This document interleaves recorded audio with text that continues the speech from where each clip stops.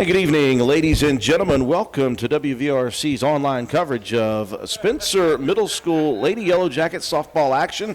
We welcome you from inside the Roane County Lady Raider softball complex for Spencer Middle School versus Clay County Middle School, the Yellow Jackets versus the Mustangs.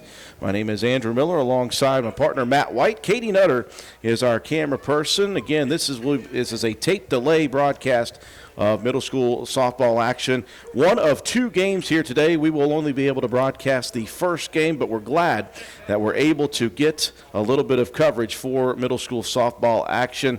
Again, we will not be able to have this on the radio or on our website, but we will upload this video to high definition, and you'll be able to watch it in post time on high definition here at the middle school. Very exciting opportunity for us, Matt White. Our first chance to get to watch this Spencer Middle School team, which is comprised of girls from both Walton, Gary, and Spencer. You got a very good supply of very talented young ladies here. It's our first chance to watch them. They've had a lot of cancellations as well, so they're getting two in today against the Clay County Mustangs. Yeah, it's always fun to be able to check out these middle school programs, and we're all about Roane County athletics, and these are the feeder programs that are coming up to the high school. These are going to be your varsity players here within the next couple of years. So it's always fun to try to get a look at these youngsters. See where they're at. See maybe there's some surprises out there that we don't really know about. A lot of fun. This is our first look at the Lady Jackets. And the future of Roane County High School softball. There are some names, Matt, you're going to hear that are obviously familiar to you. Some younger sisters of some current players in softball, and some younger siblings of some other athletes in Roane County that we have got a chance to call names. Let's take a look at the starting lineups for both teams. First off, for the Clay County Mustangs, we only have first initials and last names, so we'll give you those. In the top of the first inning, Clay County will be at the plate first. They'll be led off by S. Wilmoth, the shortstop, followed by L. Nichols at third. The pitcher will be R. Murphy. She'll be batting third. Cleanup hitter will be Kay Chafin. She is at first base, batting fifth, and catching J. Delwart. Batting sixth at second base, B. Morton. Batting seventh out in center field, P. Johnson. Batting eighth over in right will be L. Weinbrenner. Batting ninth will be the left fielder, L. Parker. That is the lineup card for the Clay County Mustangs. I keep trying to say Mustangs in my head because when the action happens, it's going to be Panthers, I'm sure. For the Yellow Jackets, and I'm certainly going to say Roane County. For the Lady Yellow Jackets, leading off will be the shortstop, Marissa Holcomb. Batting second, left fielder, Kenzie Drennan. Batting third, center fielder Lexi Mitchell. Batting cleanup and pitching today will be Joplin Harlan. Batting fifth and at first will be Ella Keene. Batting sixth out in right field will be Autumn Kraft. Batting seventh at second base, Jaden Kelly. Batting eighth at third will be Chloe May. And batting ninth and catching today will be Maddie Smith. Again, the Yellow Jackets in the field in the top of the first inning to begin. And we are just moments away as Joplin Harlan, and that's a name obviously that softball fans should know well.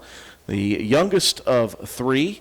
You had Silken come through first, and she is currently a college person. And we've got the middle sister, Piper Harlan, who had a great day today in the doubleheader that Roane County had against Clay County. Harlan, a 3-for-3 second game, a pair of triples and an inside-the-park home run. And of course, Joplin now the youngest. She is in the pitcher's circle today for the Yellow Jackets. I was just checking out the WVSSAC roster. It's a little bit behind. We saw Gracie Johnson, a freshman in the varsity action here, has her listed as a sixth grader. So, so we're saying it's a little bit behind there. It's just a couple of years out of date. So warm-up pitches for Joplin Harlan have finished, and we are ready to go here in the top half of the first inning. Middle school softball action here on our YouTube channel on WVRC. Top half of the first three batters coming to the plate for the Mustangs. Shortstop Wilmoth, third baseman Nichols, and the pitcher Murphy. All blue for the Mustangs. They've got the Mustangs written in script across the front of the chest in gold with blue pants. Blue and white jerseys for Spencer Middle School. and white pants for the Yellow Jackets. Harlan leading it off with one upstairs.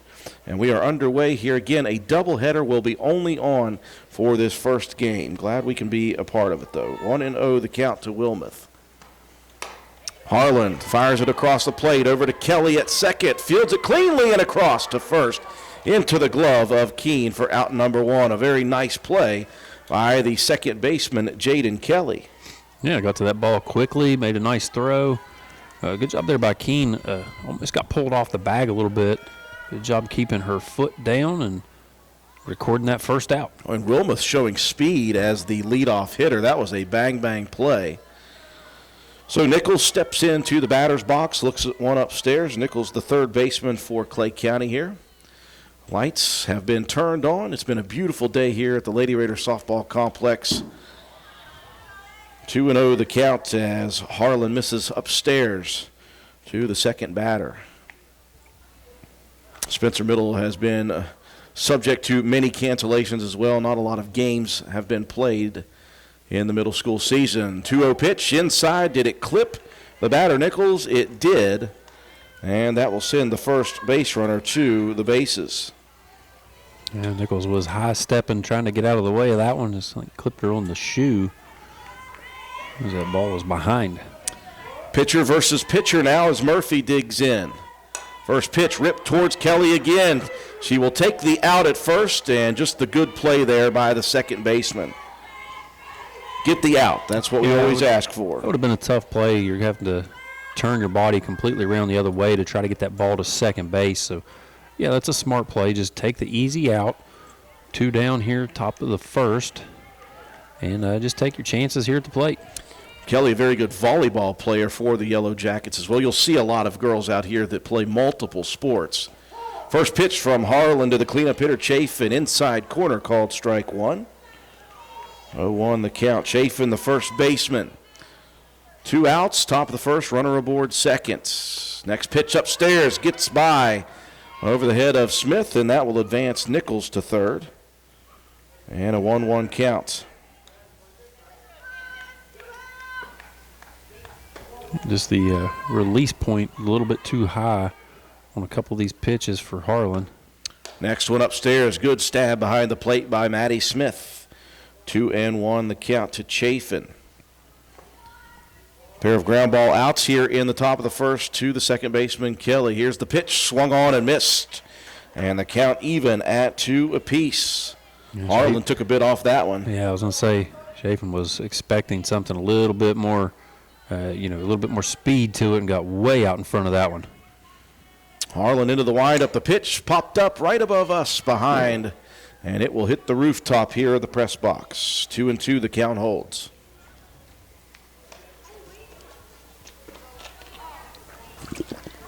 We'll see what Harlan comes up with here with 2 outs, 2 strikes on. 2-2 pitch. Did it hit the batter? No, it did not. So that's a loose ball, or free ball, sorry. And on the passed ball, Nichols comes home to score from third. Clay County strikes first here with 1 so far in the top of the first. That will empty the bases for the moment. A full count now to Chafin. Harlan rocks and fires. That one misses low and inside. And that will send the second base runner to the bases. And that will bring up the catcher, Del Wart. She'll dig in from the right side of the batter's box.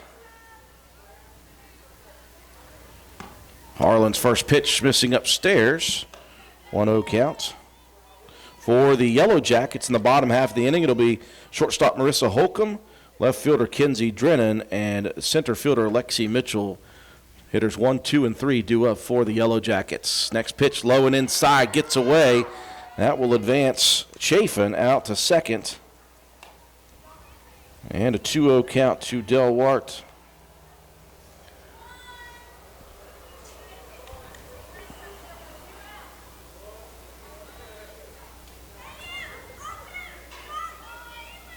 Harlan into the windup. This one missing low and inside, gets away again, and Chafin on to third. A 3-0 count now to Del Wart. Very good crowd here for both sides. As you look at people lining both the first, third base sides down the fence line, people in the stands, people out over past that left field wall.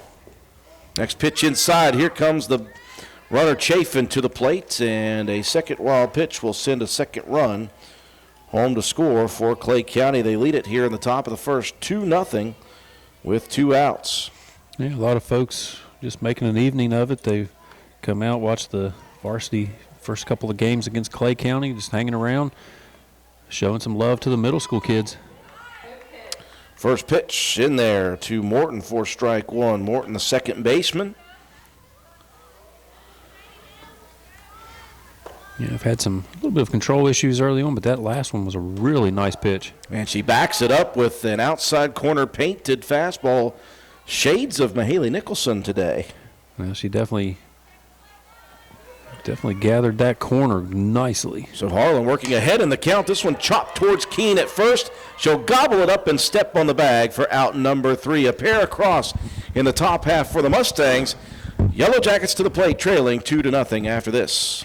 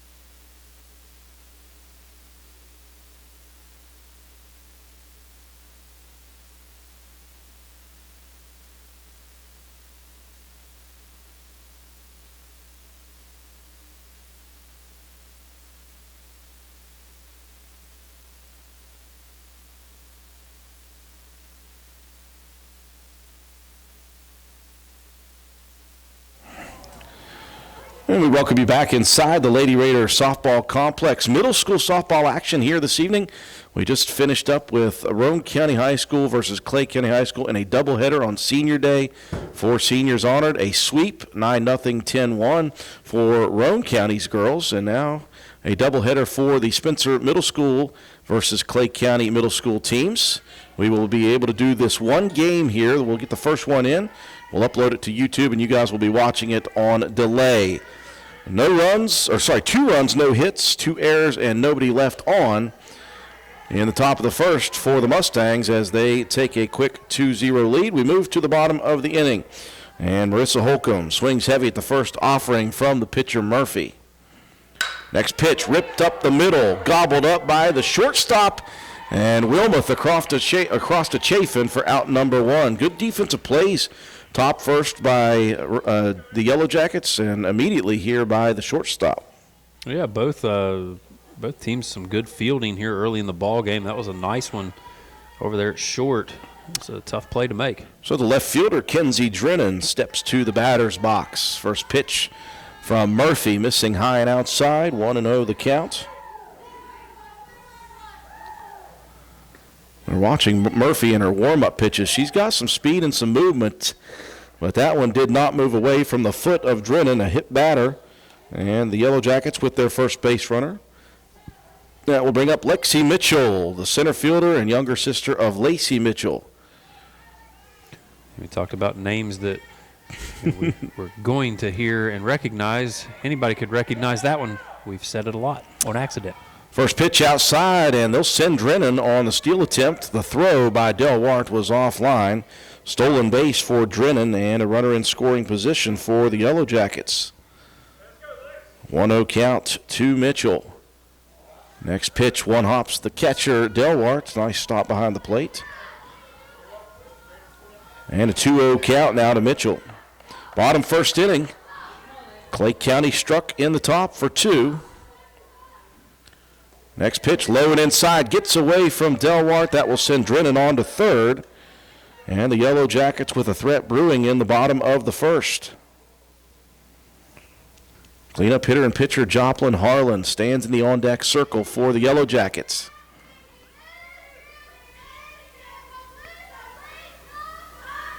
Murphy rocks and fires. 3-0 pitch, the green light in fair territory, and Mitchell will provide the first run of the game on the sac RBI. Yeah, you do your job. You just got to put one in play. You had the runner in scoring position. Just get a run on the board. 2 outs now. You're bottom of the first. Roane County gets one back in the bottom half so far. Joplin Harlan to the plate with the bases empty. Spencer gets one back. Did I say Roane County? Already. Of course I did. First pitch from Murphy to Harlan upstairs. I said, what are the odds before this started? Very, very likely. Very likely. And very likely that Lexi Mitchell's going to get called Lacey at some point. Next pitch, one hops Delwart. 2-0 to Harlan. Got another Harlan. Third Harlan youngster we've dealt with over the years. So let's see if you can keep that one straight. As long as I don't call her Silken, that means my brain is completely shot. 2-0 pitch. Murphy loses it upstairs, and the count now 3-0. See if the Yellow Jackets are like Roane County in that if you've got an out available, you got a chance.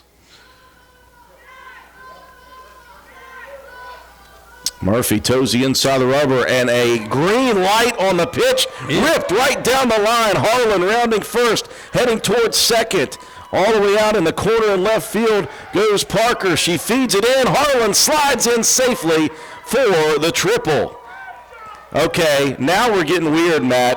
A Harlan with a triple? Yeah, that's the third one today. That's a broken record at this point.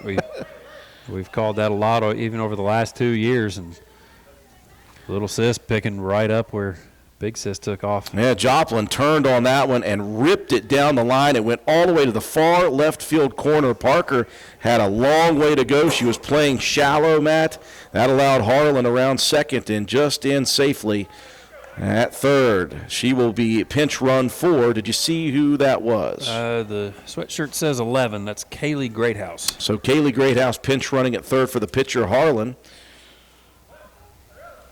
And the Yellow Jackets have a chance to tie it in the bottom half of the inning.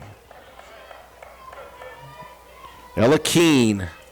And again, the name Keene familiar with sibling brothers at the high school level. Grayson and Garrett both. Keene rips this one right at the shortstop, was going to head home with it, and at the last second, Wilmoth turns her body and rifles it right to Chafin, who reaches out and makes the grab for out number 3. Yellow Jackets get one back. 2-1 the lead for the Mustangs after the first inning. We'll be back with the top of the second after this.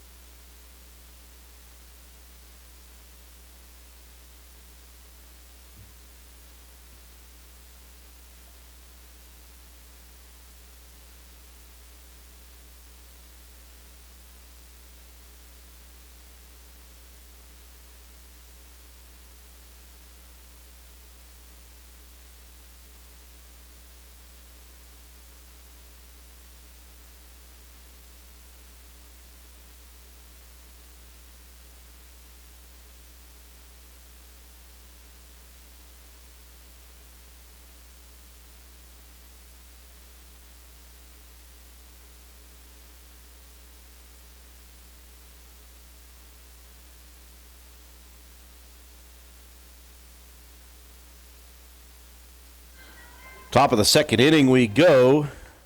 Spencer Middle School after one, trailing the Mustangs of Clay County Middle School 2-1. Yellow Jackets got one back on a base hit. No errors defensively and one left on. So in the top of the second, Johnson, the center fielder, coming to the plate quickly ahead in the counts. 2-0 from Harlan. Harlan did not allow a base hit in the first inning. She did walk and hit a batter, though. That one gets away from her. 3-0 the count. It's been a beautiful day here in Spencer, Roane County at the softball complex. We've missed good weather, I tell you, and we finally got some. 3-0 pitch upstairs, and Johnson draws the 4-pitch walk, and the leadoff batter is aboard in the top of the second. Yeah, that's tough when you lose that first hitter. You get early runner on the base paths. Still early in this ball game, though. Top of the second. Spencer trailing 2-1 to the Mustangs. Hitter number 8, Brenner in the order. Weinbrenner, the right fielder, missing. This pitch gets away from Harlan, and that will advance Johnson to second with a 2-0 count to the batter, Weinbrenner. Hitter 7, 8, and 9 to lead it off in the top of the second inning for Clay. Next pitch missing upstairs, 3-0 to Weinbrenner. On deck is Parker.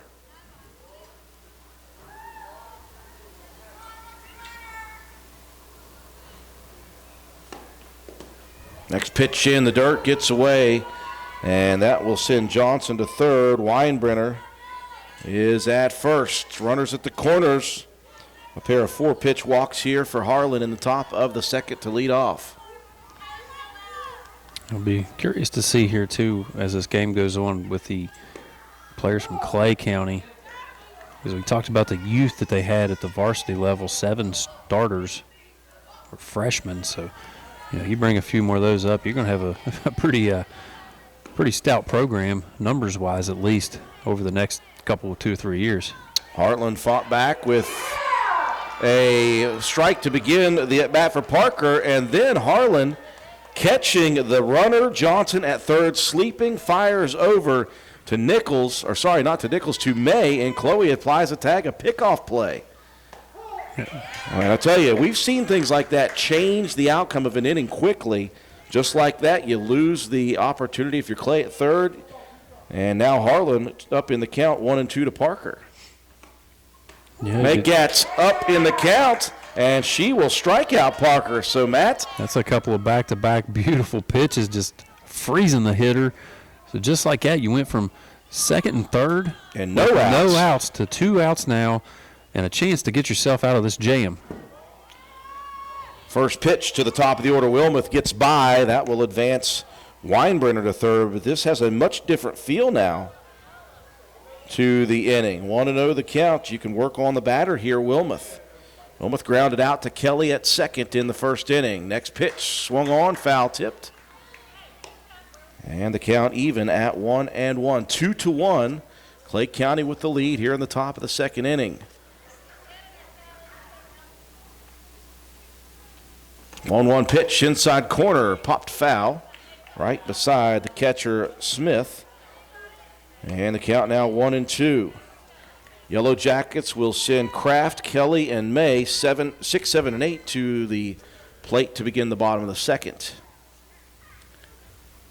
1-2 pitch, swing and a miss, and Harlan strikes out back-to-back batters, and the threat is ended in the top of the second. No one across. It's a 2-1 lead for Clay County. Spencer to the plate after this.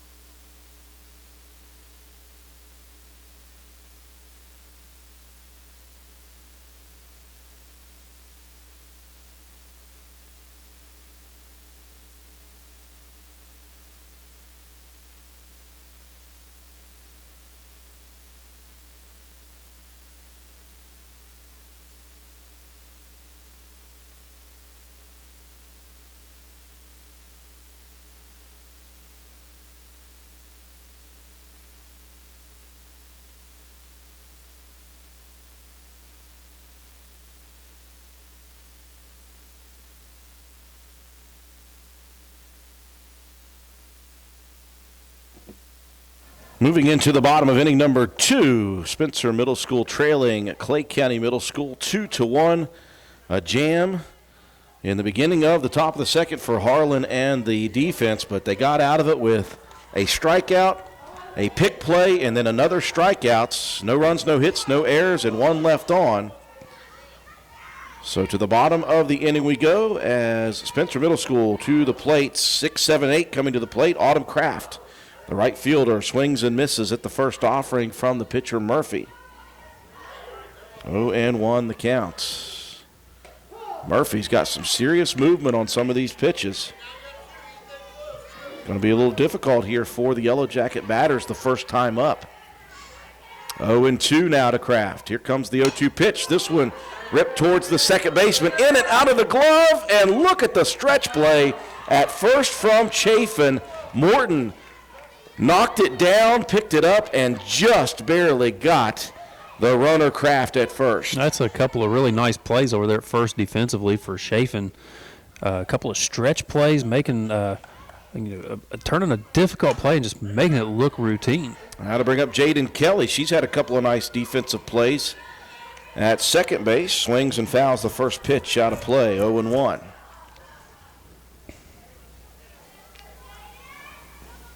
Next pitch from Murphy, sails high. Count evens at 1 apiece. That's something I've noticed so far early in this ball game. Defensively, both infields are pretty fundamentally sound. I mean, they've made some really, really nice plays.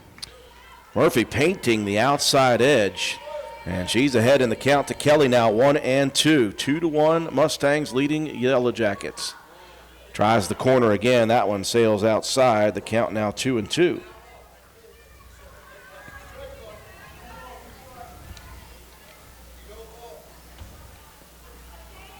2-2 pitch. This one chopped foul, third baseline side. Coach Dan Harlan showing the wheels, getting out of the way. He's still got lateral movement. Something I lost years ago. He's a little more nimble than Coach Sal. 2-2. Here comes the pitch. One hops the catcher, Delwart, and a full count now to Jaden Kelly. On deck is the third baseman, Chloe May. We're in the bottom of inning number 2. Clay County leading Spencer 2-1. Yeah, good job here battling back in the count for Kelly, working the count full.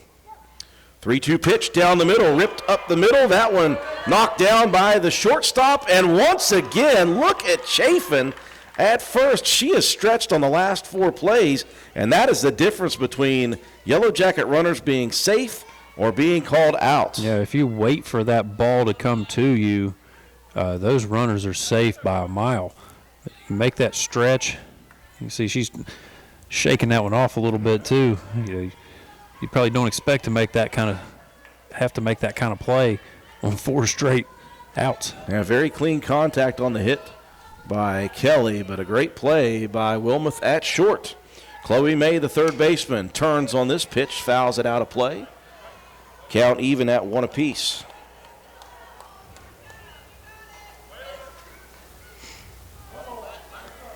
Mustang defense stout here in the first couple of innings.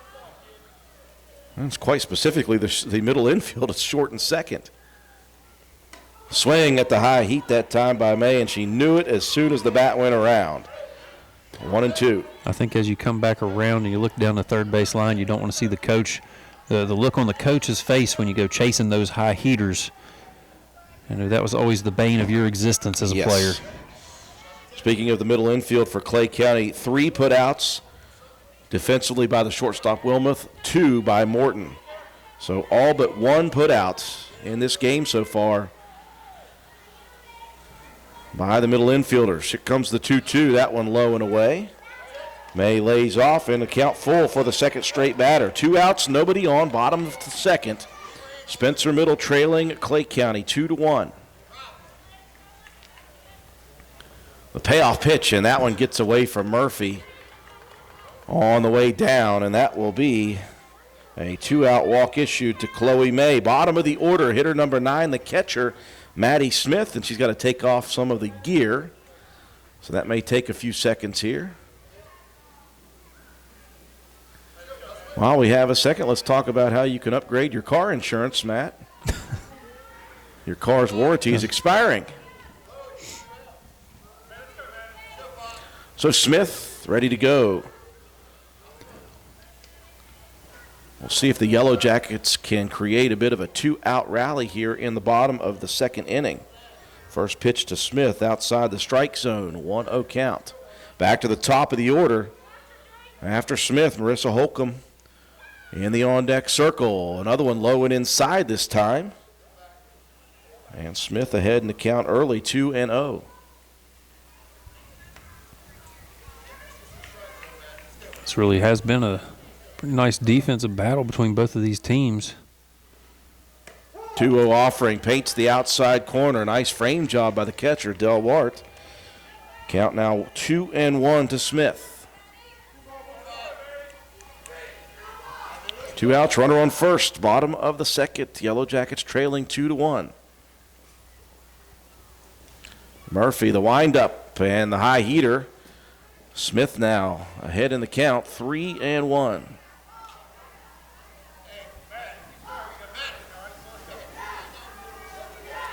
Coach Dan Harlan said, if it's not right down the middle, let it go. That's pretty easy coaching right there. The 3-1 pitch, it is down the middle. Smith swings and fouls it off. Third straight batter we've got a full count to. See if Smith will win the battle or will it be the pitcher Murphy? And now's the time you've got to try to protect the plate. Just get the bat out there and make some contact. Swing and a miss, and Murphy delivers and ends the threats before it got started for the Mustangs. 2 in the books, 2-1. Clay County on top. Be back with the top of the third after this.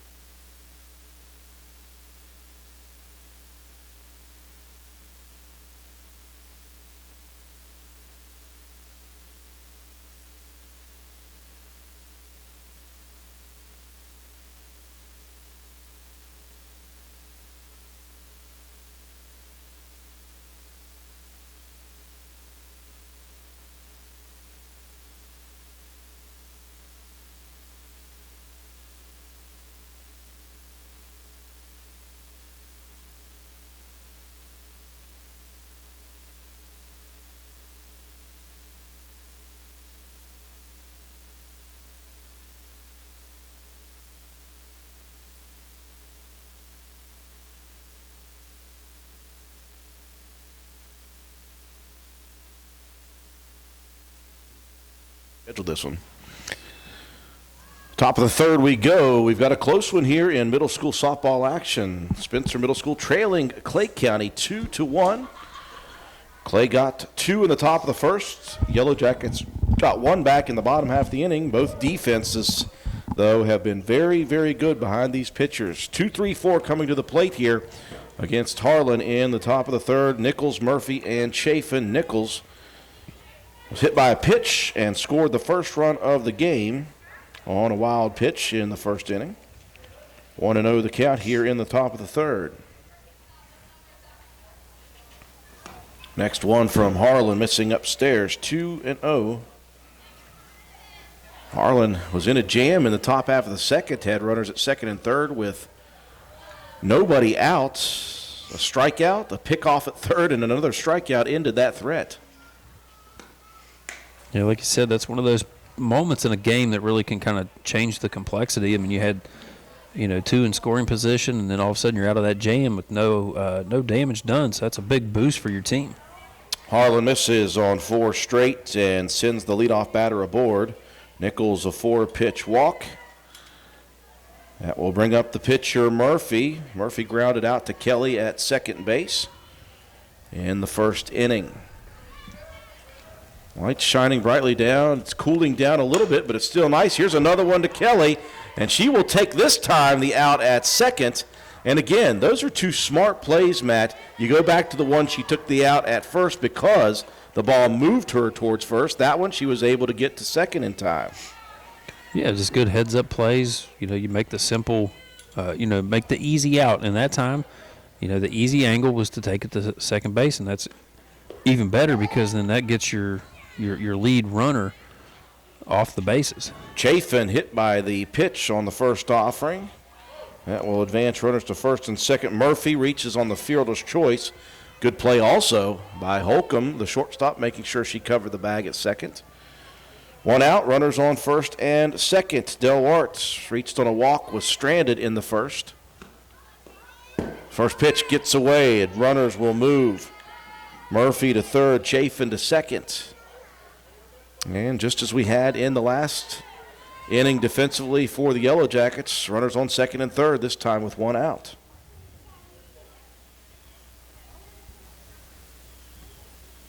One-zero pitch. That one gets away to the backstop. Running home is Murphy, and just under the tag of Harlan.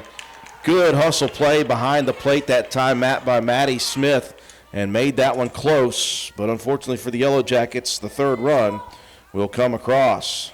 Yeah, that throw back was just a little bit too high for Harlan to be able to get the tag down. But, yeah, good effort on that play.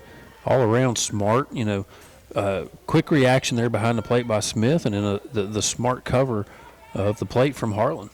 Runner at third, the 2-0 pitch. That's going to clip Del Wartz, and she will move on to the base paths. Runners at the corners. And the second baseman, Morton, grounded out on the unassisted put-out to end the first inning over at first to Keene. First pitch missing, low and inside, gets the backstop. Chafin not moving. Del Ward advances to second. I don't think that one took quite enough of a hop for Chafin's liking to try to come in across the plate.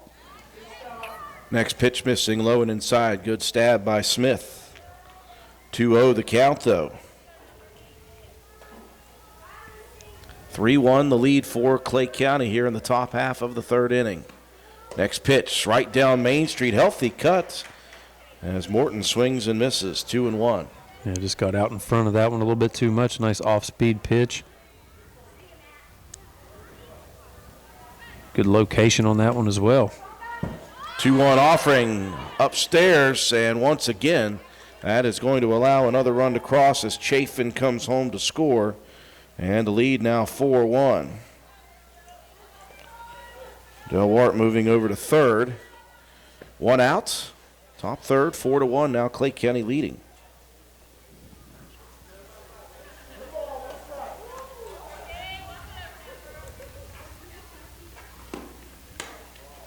That pitch missing upstairs, and Morton awarded first base.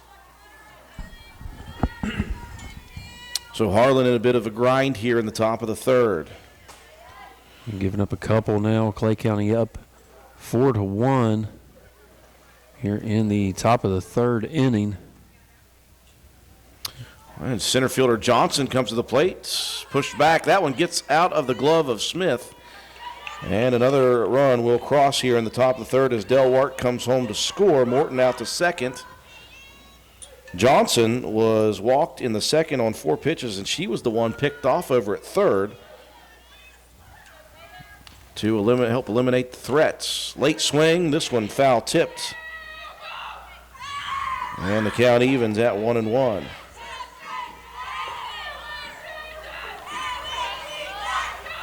And that one was a nice Inside, had a little bit of a break to it on that pitch from Harlan. 1-1 offering, popped up foul territory. Keene giving chase. That one will fall, though, in foul territory. Harlan now ahead in the count to Johnson, 1-2. Trying to limit the damage to 3 runs here in the top half of the third. 5-1 the lead for Clay County. Yellow Jackets will have the top of the order coming to the plate in the bottom of the third. 1-2-3. Pitch inside, and that one is going to clip Johnson. And that will send Johnson to the base paths. First and second with 1 out, and Weinbrenner coming to the plate. She walked, but was stranded at third in the last inning.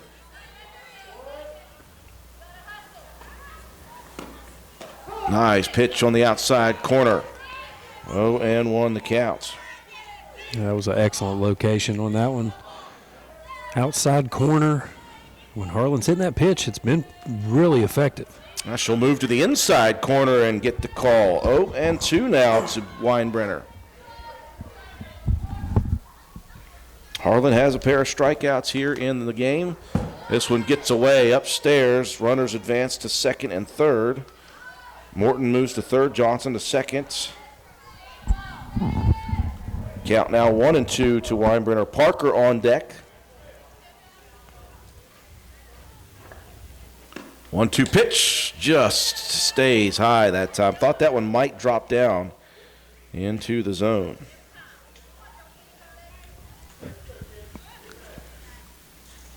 A 2-2 pitch swung on, foul tipped into the cage. Count remains 2 apiece. It's one of those upstairs pitches. It's hard to lay off that one. Good job just to make some contact. Stay alive here in the at-bat. Another 2-2 offering upstairs. Full count now to Weinbrenner.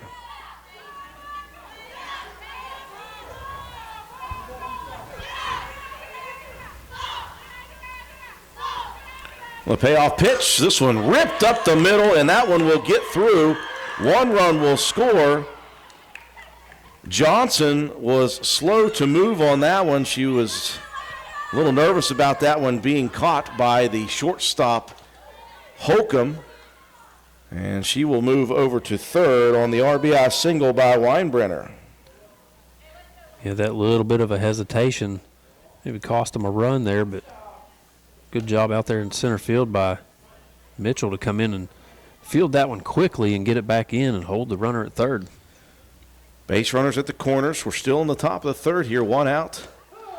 And a called strike across the chest there to Parker, 1-1. As Weinbrenner will head over to second, no throw.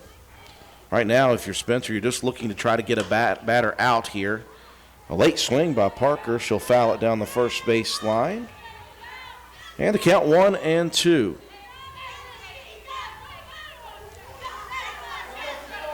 It's been a little bit of a tough inning here for the Yellow Jackets. 4 runs across the plate, 6-1. The deficit, like you said, you're just trying to get some strikes, trying to get some outs, and try to get yourself out of this inning and get your offense back up to the plate. 2-2 the count. Parker struck out looking in the second. Next pitch just missing low.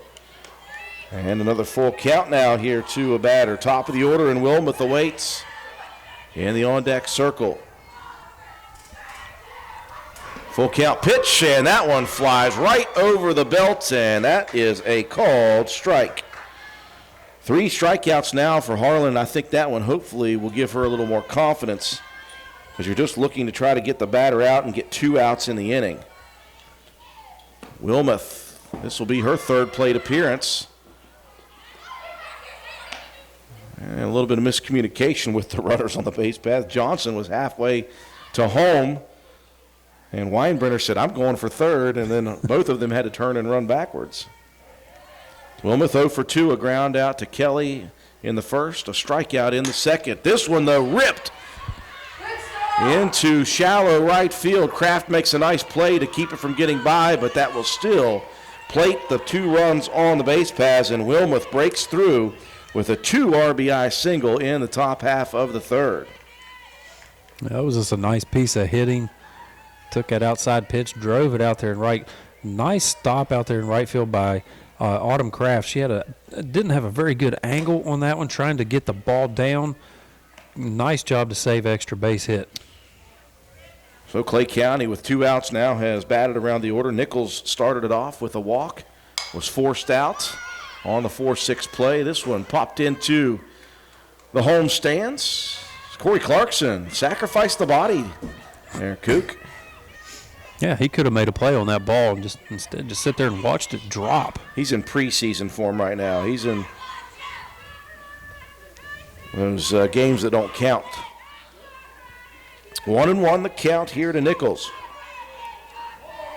Big inning. 6 have crossed here in the top of the third. They lead. Clay County leads 8-1. Pitch getting away that time from Harlan. That will advance Wilmoth to second. 2-1 the count.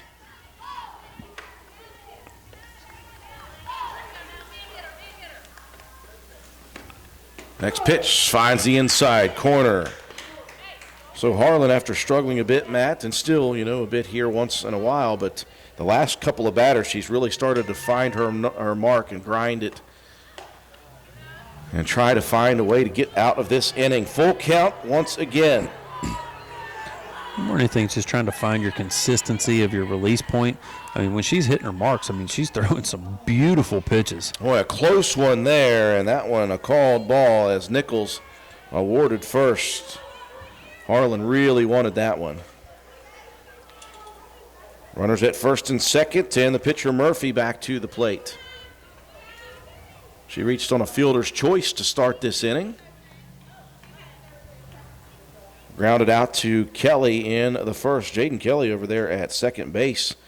Matt, already 3 putouts. A 4-3, a 4-3, and then a 4-6 force. I think, like I said early on, both these middle infield for both of these teams have played really well in this ball game. Yeah, Kelly has done an excellent job over there at second.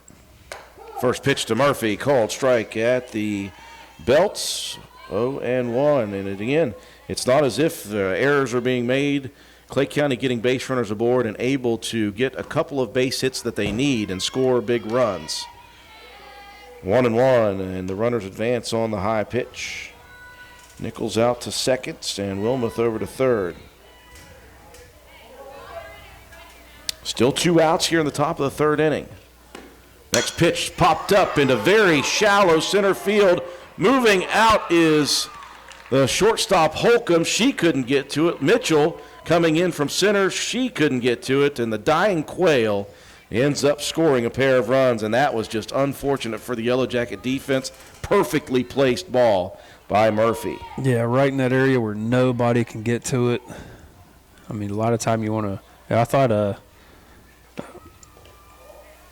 they were maybe going to be able to get a play on that ball, but man, just like I said, perfect location on that one. 10-1 the lead here for the Mustangs in the top of the third. A lot of this damage coming with 2 outs.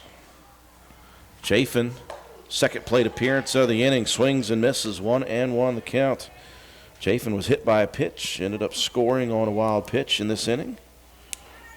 Walked in the first inning and scored. 2-1 the counts. Again, the Yellow Jackets will have the top of the order at the plate. Holcomb, Drennan, Mitchell, hitters 1, 2, and 3 in the order. Next pitch chopped foul right beside home plate. 2-2 to Chafin now.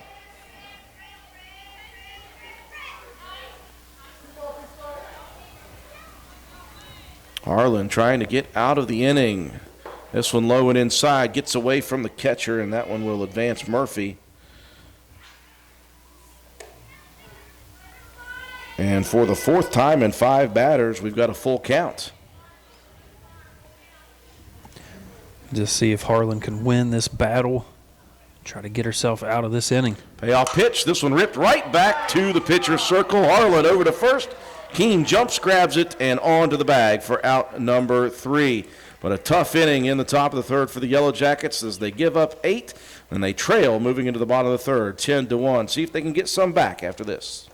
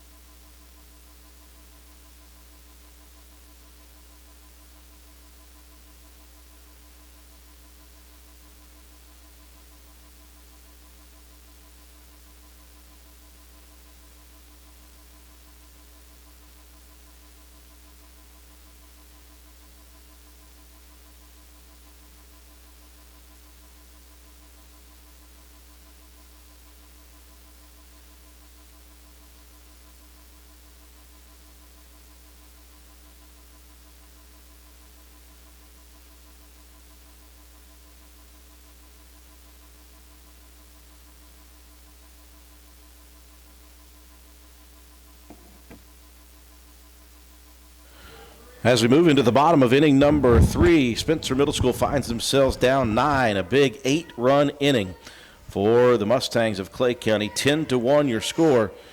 And the Yellow Jackets, the top of the order, coming to the plate. The shortstop, Marissa Holcomb, digs in first. And the first pitch from Murphy, swung on and missed. Holcomb out in front of that one. Holcomb made contact in the first inning, got the ground out to the shortstop. Wilmoth, one of many plays she's made here tonight so far, 3 in fact in the first pair of innings. A flinch that time by Holcomb as the pitch sails high, 1-1.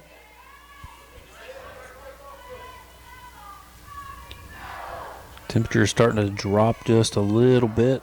Sun's been down, but it's been an absolutely gorgeous day. Healthy cut on the next offering. Holcomb out in front again. 1-2 the count. Holcomb followed by Kenzie Drennan, then Lexi Mitchell. 1, 2, and 3 in the Yellow Jacket order.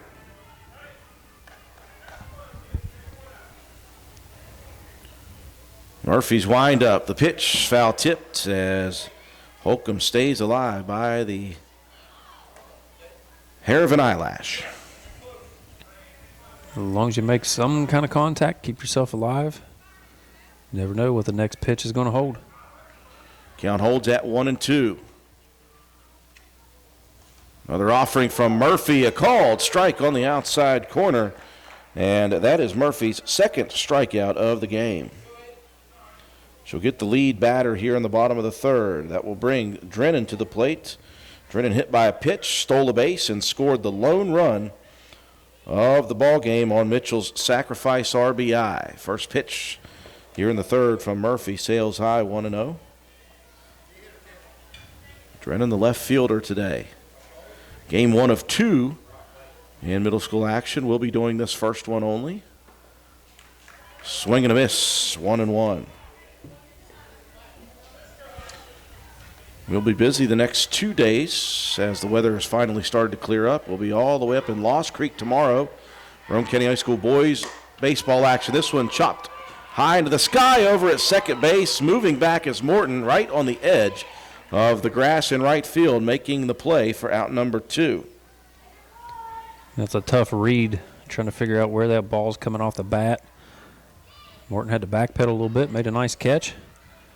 That's 2 outs now here in the bottom of the third inning. And the Mustangs defense in shutdown mode, not allowing much as the Yellow Jackets are putting the bat on the ball. A lot of putouts here. 1-0 to Mitchell. This one is ripped opposite field, moving in and not in time is the right fielder Weinbrenner. She'll keep it in front. And Lexi Mitchell breaks through with a 2-out single here in the bottom of the third.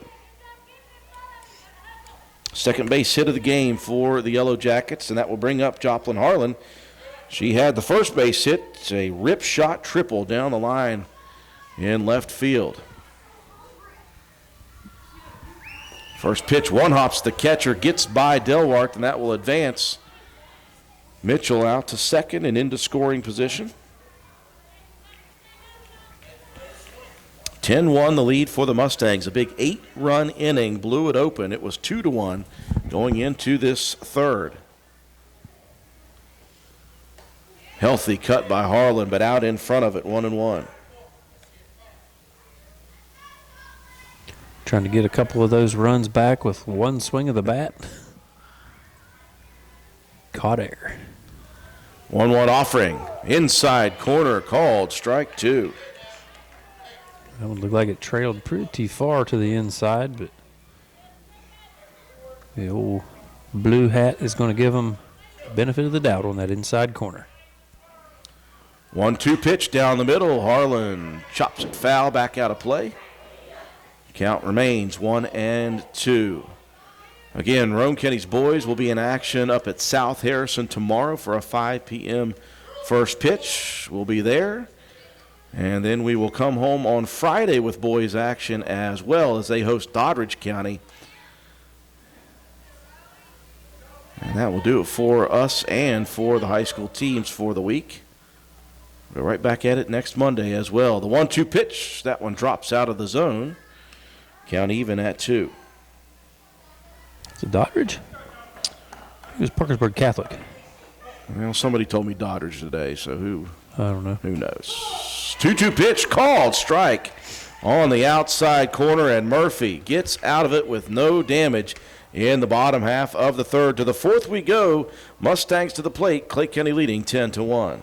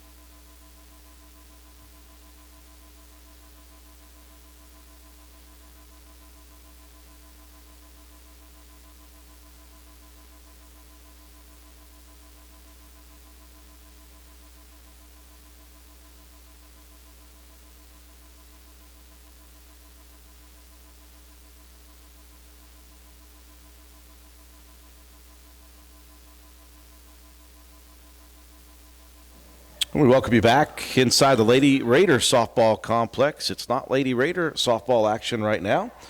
We're doing a middle school broadcast here on YouTube. Again, when this is processed and delivered, it will be tomorrow at least. So will be a replay game. Into the top of the fourth we go as the defense of Clay County is really in shutdown mode. Spencer Middle School hitting the softball throughout the first three innings, just unable to plate runners. Only one back in that first inning. No runs, one hit, no errors, one left on. We're in the top of the fourth, and Delwart at the plate. And quickly ahead in the counts is Joplin Harlan, the pitcher, 0-2. Called strike to begin, and then a swing and a miss. 0-2 pitch, one hopping the catcher, Smith. Just dangling that carrot out, seeing if Delwart will swing. That one in the dirt. Yeah, when you're ahead in the count, you've got plenty of leeway there to try to get them to chase something.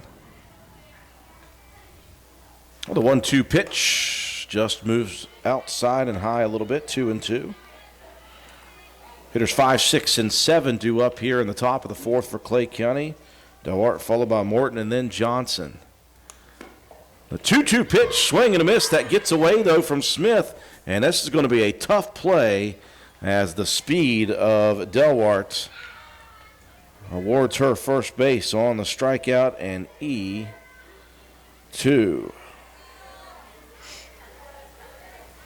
That was a good pitch to get him swinging at that one. Just unfortunate, couldn't corral it in behind the plate. First offering to Morton, missing outside, 1-0 the count. Morton grounded out in the first inning. To end that first inning, over to Keene at first, and then reached on a walk and scored in that big 8-run third. 1-1 the count. Clay County leading 10-1. Next pitch upstairs, good. Stop behind the plate by Smith. That one keeps Delwart at first. Had to come up out of that crouch really high to get that one. Good job there behind the plate. Swing and a miss on the 2-1 offering. 2-2 now. Really, again, as I mentioned, starting to see Harlan settle down a bit here and find her pitches in the last couple of innings. This one ripped foul over near the creek side. And a nice one-hop play made by a young fan down there. Very nice play. Count holds at 2 apiece. Top of the fourth, runner on first, no one out. Clay County leading 10-1. This one gets away. Delwart quickly to second. And a full count now to the batter, Morton.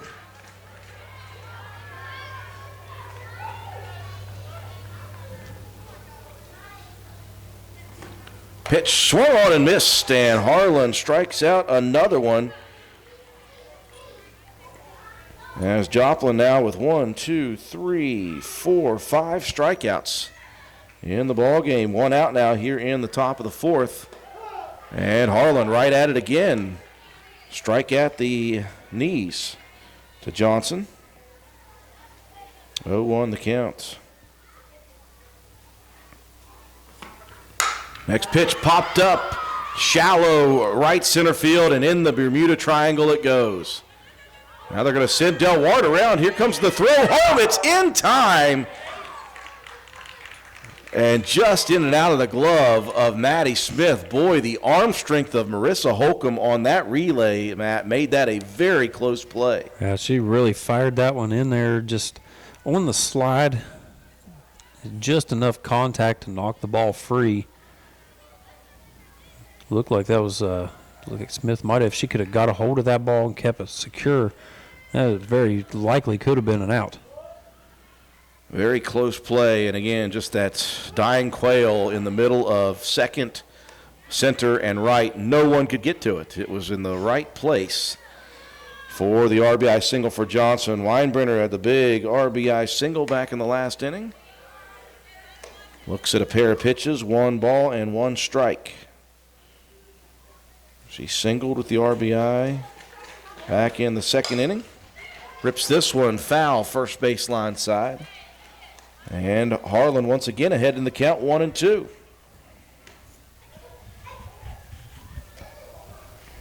See if she can just keep battling here. Yellow Jackets trail by 10, 11-1. Top of the fourth, looking to try to get that second out of the inning. On the 1-2 delivery, missing outside and upstairs, 2-2. Yellow Jackets going to have to start thinking about comeback runs here. You'd love to get out of this with no more damage here in the fourth. Maybe get 1 or 2 back in the top or the bottom of the fourth, and then give yourself a chance in the fifth inning maybe to avoid a short game. Yeah, you just got to try to get it back in chunks. Worry about what you can control right here, and that's dealing with this full count. The pitch ripped towards first, just out of the reach of the glove of Keene. At first, that's going to send the runner to score. And I'm telling you what, Matt, this is one of those games that you're seeing.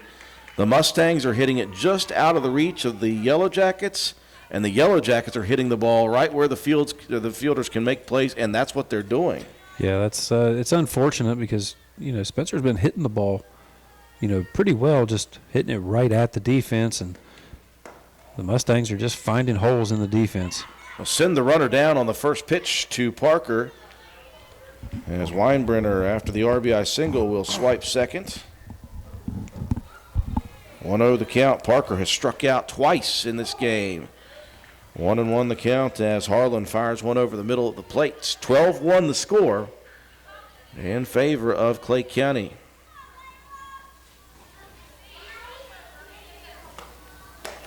Upstairs for the next pitch, 2-1.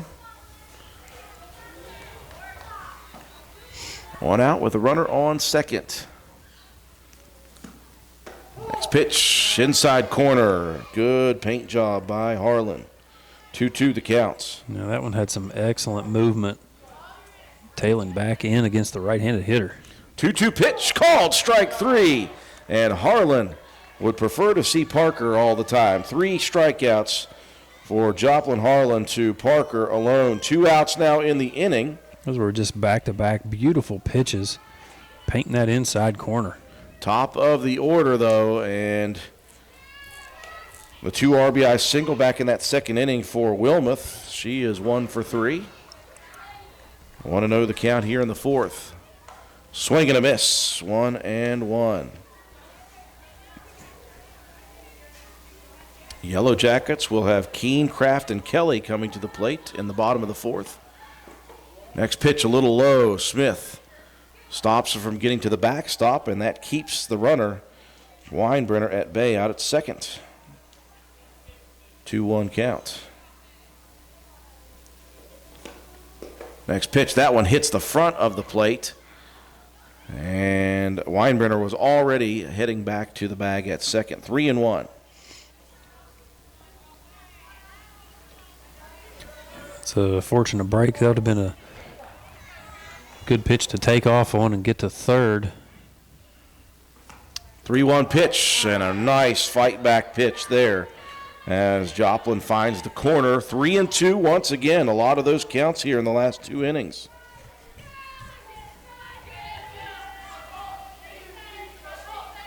The payoff pitch, swing. This one ripped towards second. Fielded again by Kelly, and she'll underhand it to first for out number 3. Couple more crossing here in the top of the fourth. Roane County Spencer trailing 12-1. Yellow Jackets to the plate after this.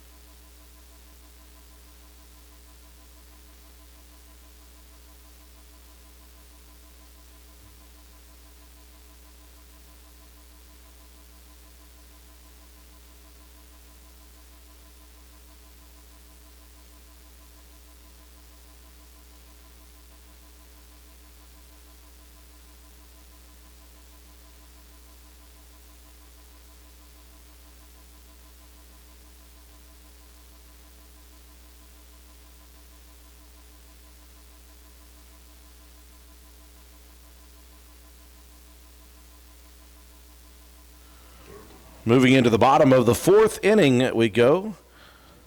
Spencer Middle School trailing Clay County Middle School 12-1. A pair of runs in the top half of the fourth for the Mustangs, but limited damage as Harlan, 2 more strikeouts in this one. Actually, 3 strikeouts in that inning, but one of them ended in a dropped ball at home plate and a runner aboard, and then another put out by Jaden Kelly, the second baseman, her 4th of the game. Limited damage, 2 runs, 2 hits, 1 error, and 1 left on. And the Yellow Jackets have got some ground to make up here in the bottom of the fourth. Ella Keene, the first to come to the plate. She grounded out again to Wilmoth, the shortstop. One of 3 plays defensively for Wilmoth. This Clay County team, Matt, has been so solid defensively. Just no holes in the defense right now. Well, like we said, the difference is, Spencer's hitting the ball hard, but they're hitting it right at the defense. Meanwhile, the Mustangs are finding just the right holes in the Yellow Jacket defense. A couple of dying quail, 2 RBI singles in that big third inning. 2-1 the count to Keene, the leadoff batter in the bottom of the fourth. Murphy rocks and fires, missing away, 3-1.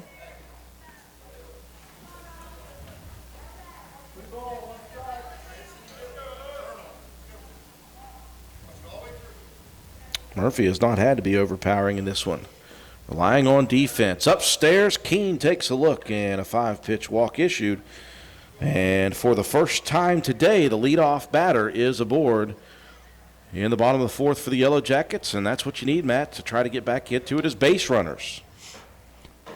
Yeah, you're never going to get back in this game if you can't get some runners on the base paths, and that's always a good start to the inning. So Autumn Kraft digs in for the second time, looks on upstairs. She grounded out on a very close play to the second baseman, Morton, back in that second inning. This one gets away from the catcher, Delwart. That will advance Keene into scoring position. And a 2-0 count now to Kraft. 5, 6, and 7 in the Yellow Jacket order here in the bottom of the fourth as they trail by 11, 12-1. First of 2 games here tonight in middle school action. We will do this one only. Next pitch, healthy cuts as Kraft swings above it.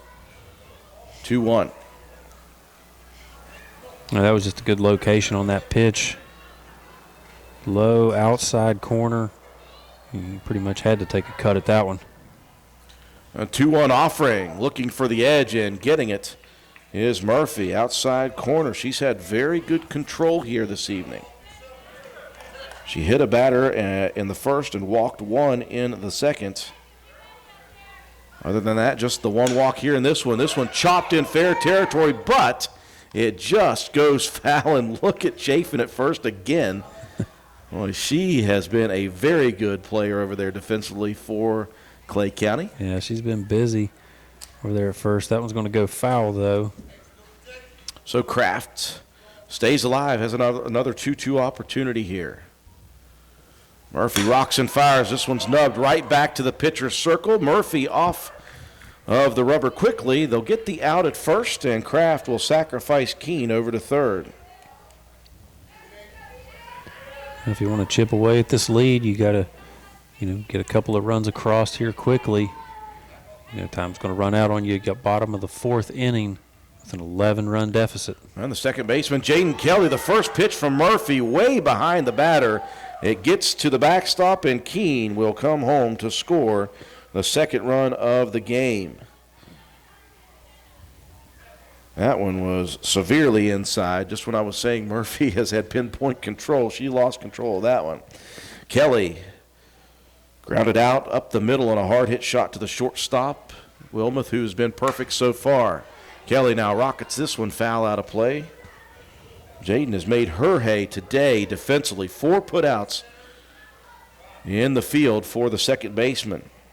1-1 the count. Now the base is empty here with 1 out. Next pitch from Murphy, 1 hop stalwart. And Kelly up in the count, 2-1.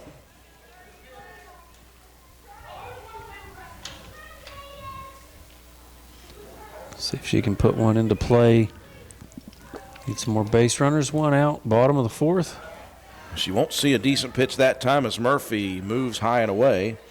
And Kelly now, a hitter's count, 3-1, getting instruction from third base coach Dan Harlan, saying only if it's down the middle. 3-1 pitch. That one drops out of the zone, and Kelly, a 5-pitch walk issued. And another base runner here for the Yellow Jackets.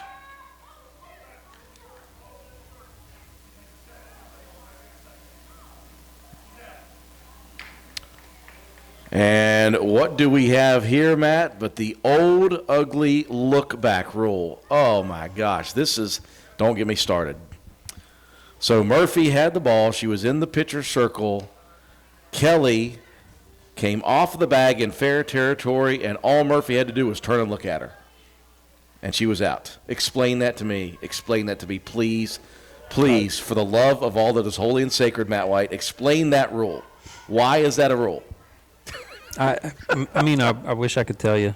I just found out it was a rule last year. So. You and me both. And I have to put that on there for the out. What result into the look back? Look back. Ugh. One of the dumbest rules in sports. 1-1 the count. Sorry to Chloe May. That just grinds my gears. I was going to give Clay County credit on that one as well because, we see that at the high school There's one level. Popped up foul, and over is Chafin. Please tell me she made that play.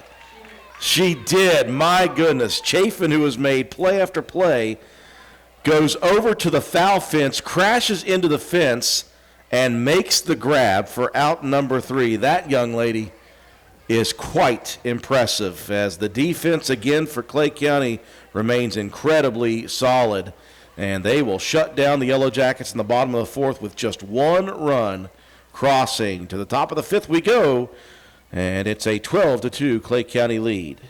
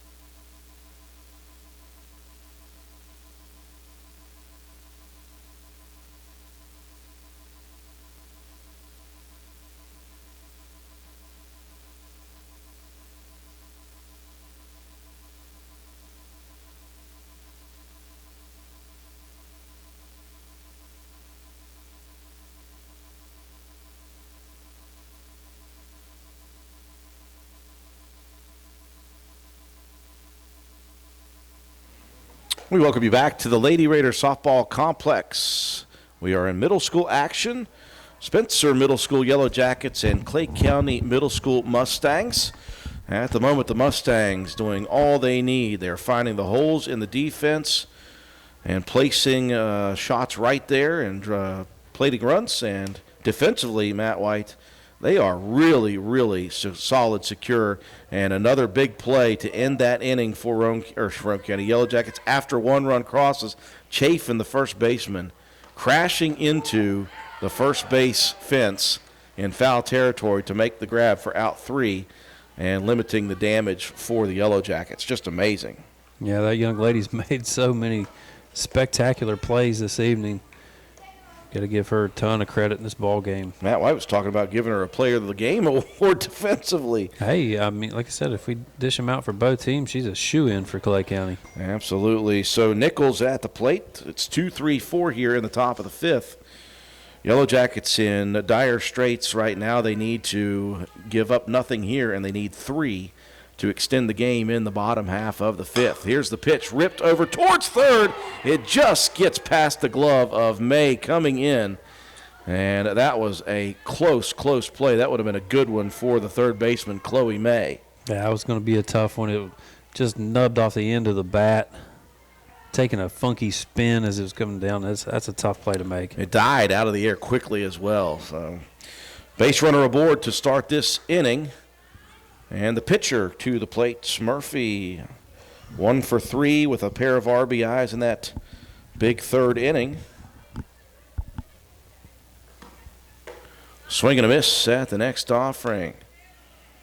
And once again, it looked as if Harlan was struggling with control throughout the first pair of innings, but somewhere in that mid-third inning, she really started to find the mark. And since then, Matt, she's throwing very good pitches. The problem is Clay County is just finding the grass out there.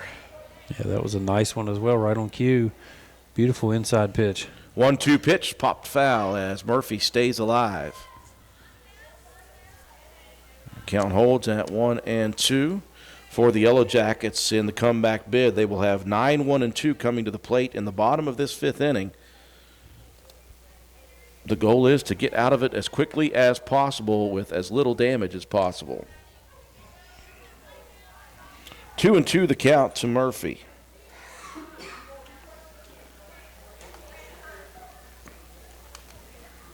Harlan rocks and fires. This one poked foul again against the cage, and the battle continues.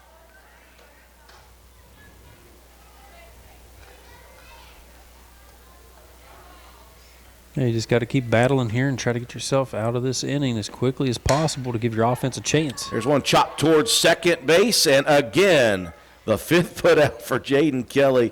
Matt, you might have an easy pick here defensively for the Player of the Game award. Jaden Kelly, 5 for 5 on putouts. Yeah, it really has just had an excellent evening. He's done a great job over there at second base, just cleaning everything up. And again, that was first base side of her, so she takes the out at first. Nichols will advance to scoring position. And Chafin, who has done everything right defensively, is at the plate. The 0-1 pitch, though, sails high, and that will advance the runner to third. Chafin at the plate, walked and scored in the first, hit by a pitch and scored in the third once, and then grounded out to the pitcher Harlan to end that inning. This one chopped towards second again, takes a nasty hop, and again, Kelly equal to the task. That one just rode right up the chest, right up into the neck. Had the wherewithal to gather that ball up and make the play. I mean, you give up the run, but you get 2 outs here in this inning. So 6 for 6 now at second base for Kelly. Base is now empty. Yeah, you take that out all day, every day. She's going to have to do something drastically terrible before the end of this game to lose the Player of the Game. This one popped up by Delwart right in front of the pitcher's circle, and Harlan does the job. So the damage absolutely limited to just 1 run, but the Yellow Jackets need some damage in the bottom of the 5th. 13-2, Clay on top.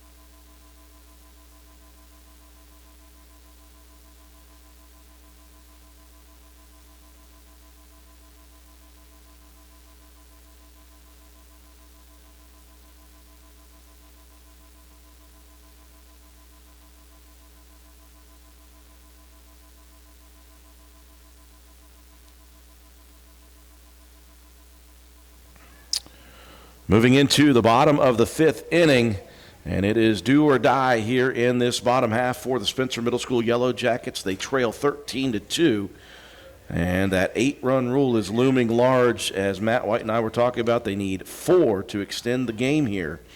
And the Mustangs have been quite stingy defensively. 9-1-2 coming to the plate. It'll start with the catcher, Maddie Smith.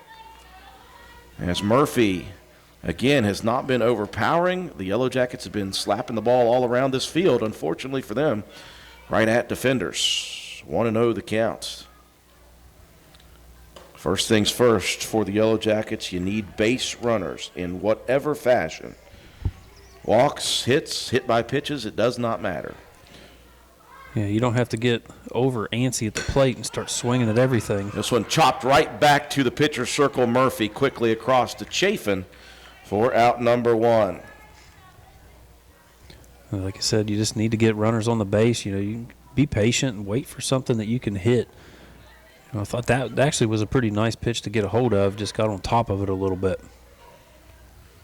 So the top of the order, Marissa Holcomb swings at the first offering as Murphy took a bit off of that one. 0-1 the counts. Holcomb ground out in the first to the shortstop and a strikeout in the third. Murphy sails one high and away this time. And you think about the defense. Of all the outs, just 3 strikeouts for the pitcher Murphy. The rest have been put outs defensively. The thing that's most impressive to me, Matt, just 1 error, and it was a wild pitch error. It wasn't from the infield or the outfield. 2-1 the count to Holcomb. You know, it's one of the things of the fielding has been, you know, really good for both these teams. This one tattooed into left center field, got into the lights and gets away from the center fielder. Holcomb rounding second, heading towards third, stumbles a bit, and she is going to try to head home. Here comes the throw, relayed in, not in time, and we have got ourselves a in-the-park home run for the shortstop, Marissa Holcomb. She took off running, it got over the center fielder's head, and Holcomb never stopped running. Yeah, we've seen that. Saw it a couple times at the varsity level. Just that's what hustle on the base paths will do for you. You know, even with that little stumble coming around second, had plenty of speed to bring that one on home. So don't count the Yellow Jackets out just yet. They needed 4 to start. They need 3 now after the home run. Kenzie Drennan looks at a couple of pitches outside the strike zone. 2-0 the count. 1 out. Bottom 5. Yellow Jackets need 3 to extend. Drennan looks on as Murphy misses upstairs yet again, and now a 3-0 count. And you got Lexi Mitchell on deck. She's 1 for 2 with a sack RBI. And a 4-pitch walk issued to Kenzie Drennan. And the Yellow Jackets, a fighting chance here in the bottom of the 5th. Mitchell, sack RBI in the first inning, a single in the third. You just 1 out here, bottom of the 5th. If you can get a couple of runs to cross and extend this game out, your defense has been playing pretty decent the last couple of innings. You just give yourself a chance. A hearty swing by Mitchell, swing and a miss, 0-1.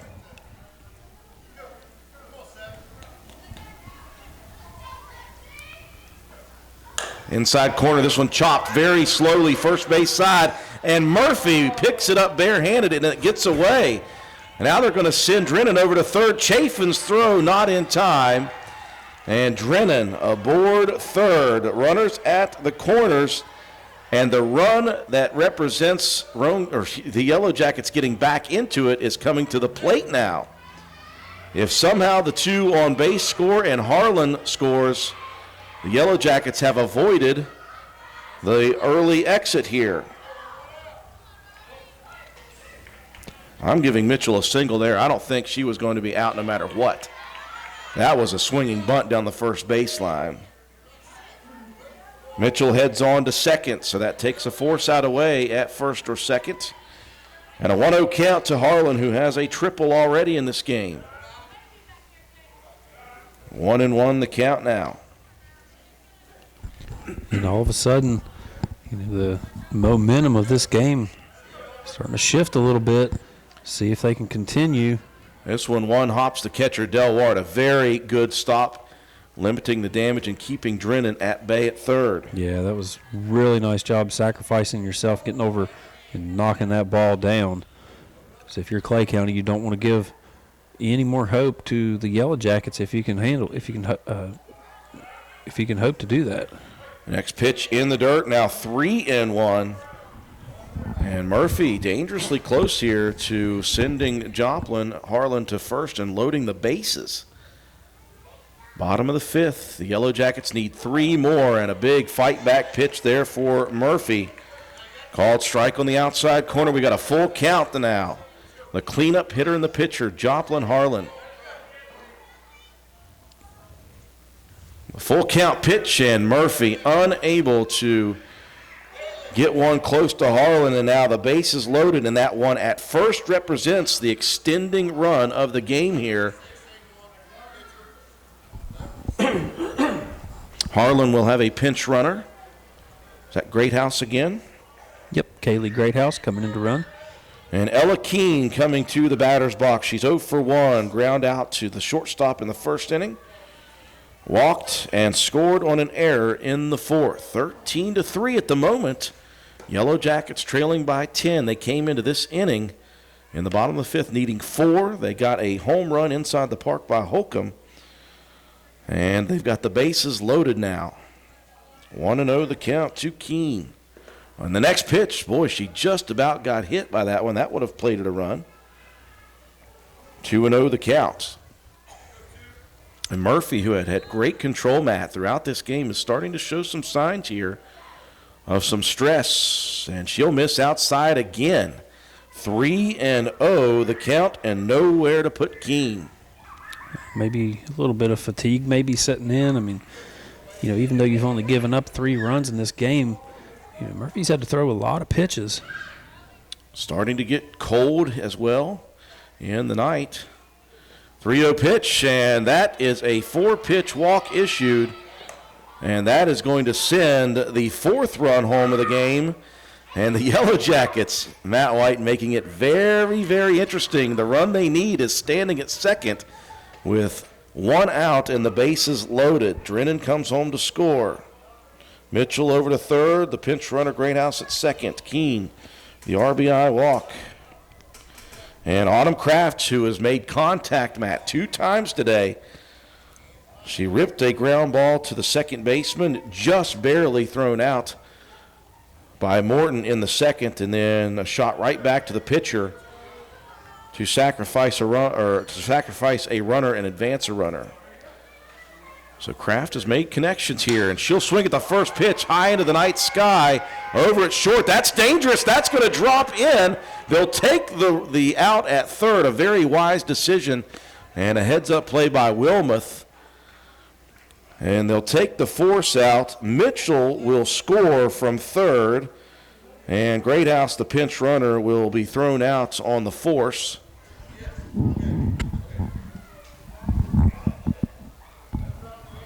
And give credit to Autumn Kraft for the RBI single.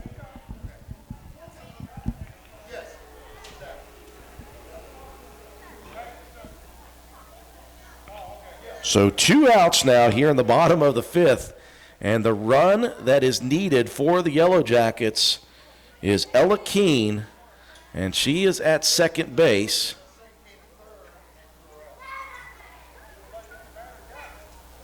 Infield fly rule. Infield fly rule. That ball hit the grass in left field, Matt. Well, that's the discussion they're having right now. So the discussion is, are they going to call an infield fly rule for a ball that hit in the left field grass? And if that is the case, there's going to be some shuffling here.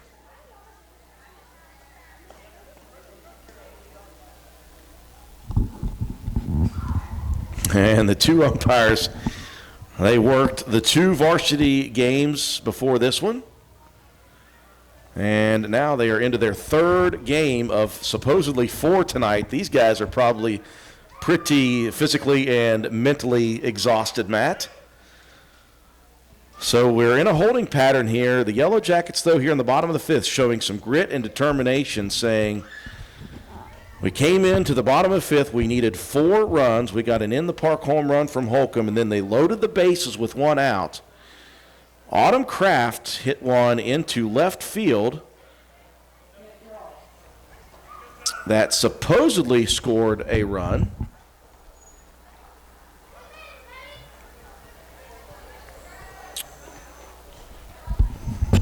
Well, if they're calling it the infield fly rule, then the hitter is the one that would be out. Yes.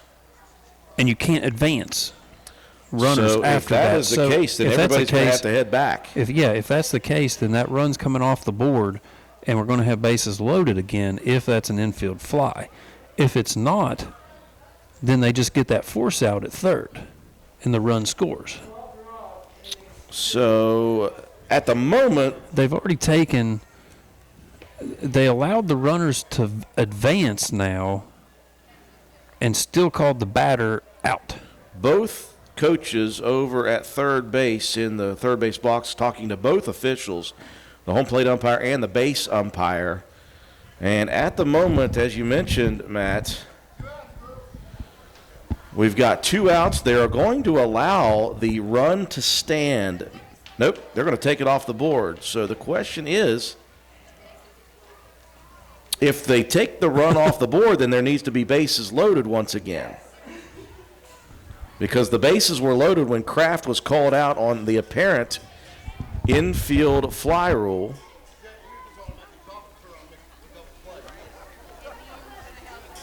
And we're just waiting to get confirmation.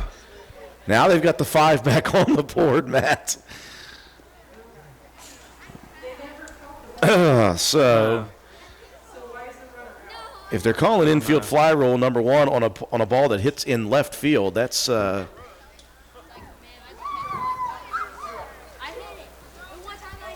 the question is, did the run – I guess it did. They put it back on the board, Matt. So they allowed the run to score, and now there are 2 outs, and now there is a runner at second and third. The Yellow Jackets need only Keene, who is at third. I'm confused. If it was the infield fly rule, it should have been nobody advances a base. Oh, wait, that's not Keene at third. I apologize. It is – I think that's Greathouse over Greathouse. And Jaden Kelly at the plate. 1-1 the count. Kelly, who has made so many plays, 6 in fact defensively, she has a chance to be the hero here in the bottom of the fifth offensively.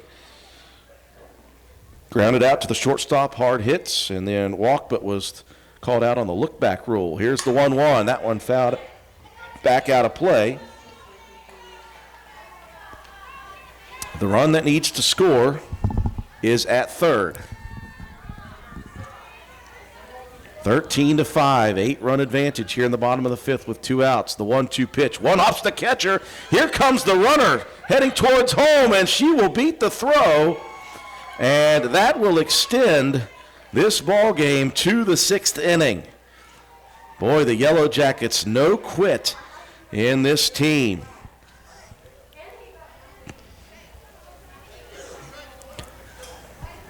What a just inspired effort here from the Lady Jackets. You know, your backs are against the wall. You're trailing big in this ball game. You were down 11. You've brought the deficit back down to 7 and just giving yourself a chance in this one. 2-2 pitch slides away outside, and Kelly now with a full count. Yellow Jackets came into this inning trailing 13-2. And they needed 4, and they got him. And now a 3-2 pitch, low and inside, and Kelly aboard first hit. She got to the bag and put the brakes on. She said, no look-back rule this time. Not in a million years. Runners at the corners. The inning continues here with Chloe May at the plate. May walked on in the second inning and then popped out to the first baseman, Chafin, on that amazing play to end the 4th inning. Kelly scoots down to second on the first offering. Runners at second and third for May now. 0-1 count to the third baseman. Next pitch, turned on and ripped. And that's going to get over the head of the left fielder. 1 run will score. Here comes Kelly around from second. And just like that, here come the Yellow Jackets. Now the throw in gets away. They're going to send May to third. They're going to send May around. The throw in is way off target, and suddenly this game has gotten insane. Chloe May ripped one over the head of the left fielder, Parker. 2 runs score on what we call the 2 RBI double. The throw in got away, and that ended up turning May all the way home. Just absolute insanity here in this inning, Drew. Chaos has ensued. And just like that, after needing 4 runs just to keep the game going in the bottom of the 5th, the Yellow Jackets are 4 runs away from tying the ball game. And back to the first batter of this inning, Maddie Smith. And Smith was going to take one off the foot. Smith grounded out to the pitcher to begin this inning. And now her second plate appearance will send her to the base paths, and I believe we're going to get a pinch runner maybe? I don't know. Coach Harlan looked like he was calling for a pinch runner, and he will get it. So Smith will go get the catcher's gear on, and the inning continues here. This reminds me of the Roane County Lady Raiders, who with 2 outs, they still have hope. Top of the order in Holcomb. She got this wild inning started with the in-the-park home run. She swings heavy and fouls the first one off. Yeah, that's Lacey Whiting coming in to run over there at first. So Whiting, the pinch runner here in the bottom of the 5th. The Yellow Jackets have just opened it up here in this inning. 7 runs crossing, a check swing on a high pitch that time. And Holcomb stands 1-1. It's one of those things you never know what can happen on a softball field. It looked like the Yellow Jackets were, kind of belly up in this game, and all of a sudden, they've made it a contest. Yeah, they have pulled themselves right back into it in the bottom of this 5th. Wild pitch will send the pinch runner Whiting to second. And a 2-1 count to Holcomb. And you got the meat of the Yellow Jacket order now looming. Next pitch in the dirt. Good stop, though, behind the plate by Delwart. She's been good today. 3-1 the count, though, to Holcomb with 2 outs still in the bottom of the 5th. Now 13-9. Clay County still leading, but getting a little bit tighter here. 3-1 pitch down the middle, chopped right back to the pitcher, and Murphy will make the play, and that will end the bottom of the 5th, but the damage has been done. The Yellow Jackets are right back in it with 2 innings left to go. They trail 13-9. To the 6th inning we go.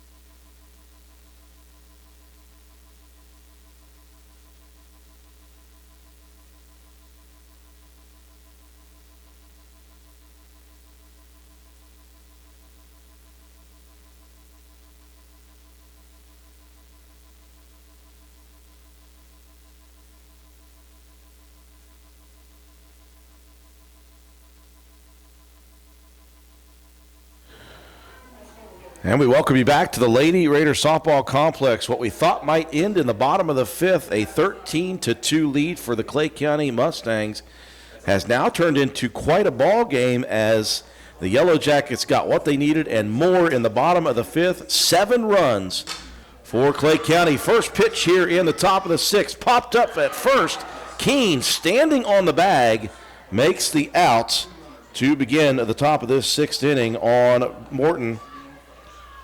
6, 7, and 8 at the plate here. 6 is already down on one pitch.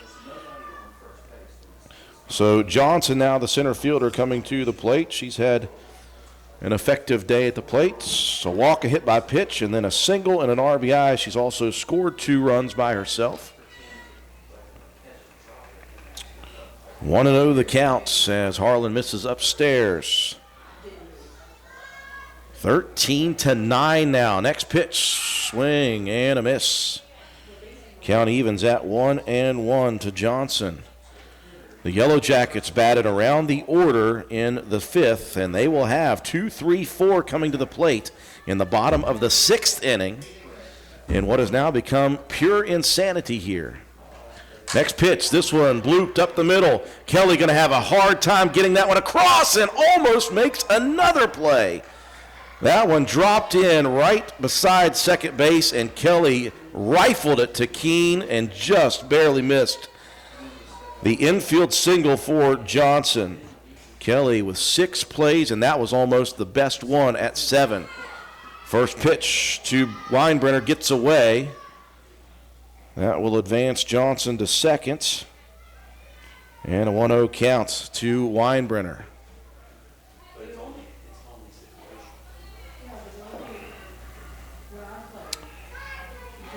Weinbrenner has been very good at the plates. 2 for 3 with 2 RBIs, a run scored, and a stolen base for the right fielder.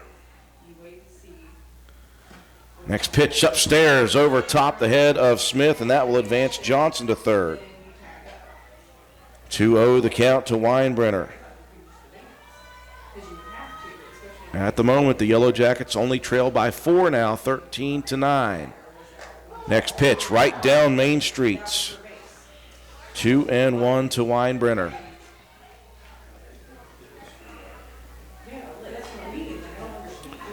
Harlan winds up and delivers. This one's chopped foul, first base side out of play.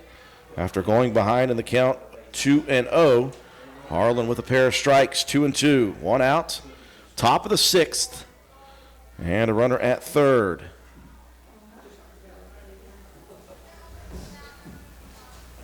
Two-two pitch down the middle. This one ripped foul. First base line again as Weinbrenner trying to get a bead on it. The count holds 2-2. 2-2 pitch. This one ground ball to the catcher Smith. Equal to the task though. Keeps the ball in front and keeps the runner Johnson at third for the time being. Full count now.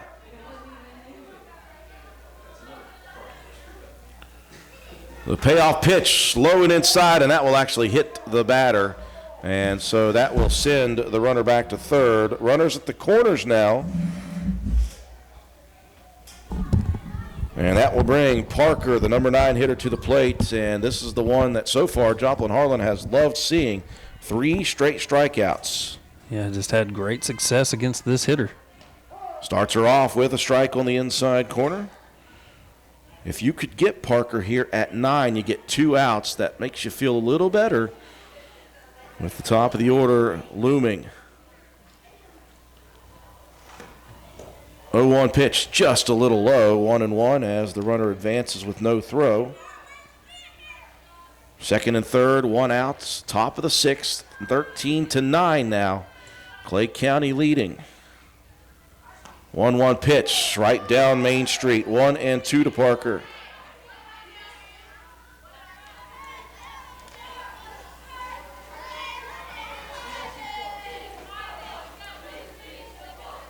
Harlan, the windup, the pitch, one hops the catcher, and that gets by Smith, and that will send home a run as Smith throws and domes it right off the noggin of Johnson as she was sliding safely to home. That's the reason for the full gear helmets here at the high school and the middle school levels. Just because of a situation like that, you want to take one right off the nose. So after the 7-run bottom of the fifth, one back here for Clay County so far, 14-9. The lead is 5. 2-2 pitch. That one upstairs, and that one gets to the backstop, and now they're going to send the runner home. And not in time is the throw from Smith. And Weinbrenner now, a delayed move to the plate, but she's still able to make it. Now 15-9, the lead back out to 6. That's nothing for Spencer. Apparently late innings. Hey, you never know. I mean, sometimes that 8-run rule, can be a little bit a little bit deceiving because, you never know what some of these teams can put up. I mean, you can get 10, 12 runs in an inning, just like that. And after heading the count 1-2, Harlan loses her favorite batter to a 3-2 walk. So Parker at first, still one out, and back to the top of the order we go with Wilmoth. First pitch, one hops. The catcher Smith gets away, and Parker advancing to second. Wilmoth on the day, 1 for 4. Did have the 2 RBI single back in that big third inning. That saw the Mustangs plate 8 runs.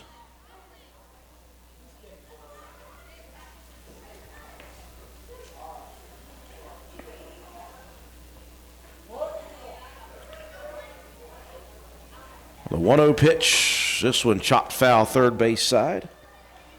1-1 is the count now. When you think about the big comeback in that last inning, Matt, but now if you look at the runner out at second, Parker, if she scores, it's back to an 8-run lead, and the Yellow Jackets will have to do it again in the bottom of the 6th. Swing and a miss, though, and a 1-2 count now to Wilmoth, the leadoff batter. On deck is Nichols.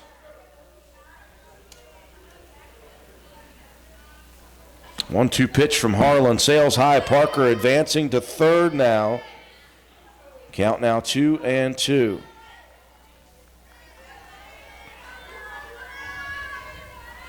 Getting later into the evening, and once the sun has set and it is dark, it is getting very cold. 2-2 pitch that's got to be affecting these two teams later in the ballgame. 3-2 the count to Wilmoth. Still just one out in the top of the 6th. And a full count walk as Harlan rifles it over. She got somebody earlier in the game with that pick play. Parker standing close to the bag that time. Runners at the corners. Just trying to catch the base runner sleeping a little bit and get an easy out. Oh, Nichols to the plate. They'll send the runner with no throw. As the Yellow Jackets are trying to keep Parker from heading home. If that's the case, they will guarantee a 7-inning game here.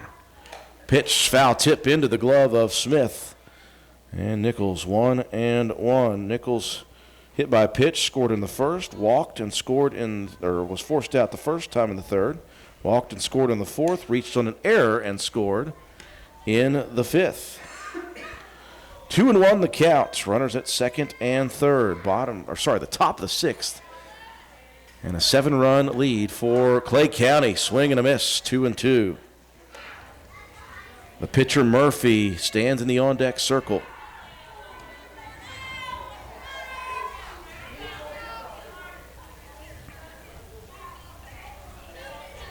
Harlan rocks and fires. The pitch called, strike 3 at the numbers, and Harlan registers a big strikeout here with 2 outs now in the top of the 6th. The Yellow Jackets trying to keep Parker at third. And the pitcher Murphy swings at the first offering. Didn't look like she was committed to that swing. 0-1. Got fooled a little bit by that one. I was expecting something. And a call, strike 2 down the middle. Murphy grounded out to Kelly in the first and fifth innings. Reached on a fielder's choice and scored in the third, and then the big 2 RBI single in the fourth. Next pitch just missing low. Harlan wanted that one. 1-2. 16-9, top of the sixth inning. The 1-2 pitch stays upstairs on the pitcher Murphy, 2-2. It's a 7-run lead. If Harlan and the defense can keep Parker off, we go 7 no matter what. Next pitch, one hops the catcher Smith. Nice scoop behind the plate. Full count.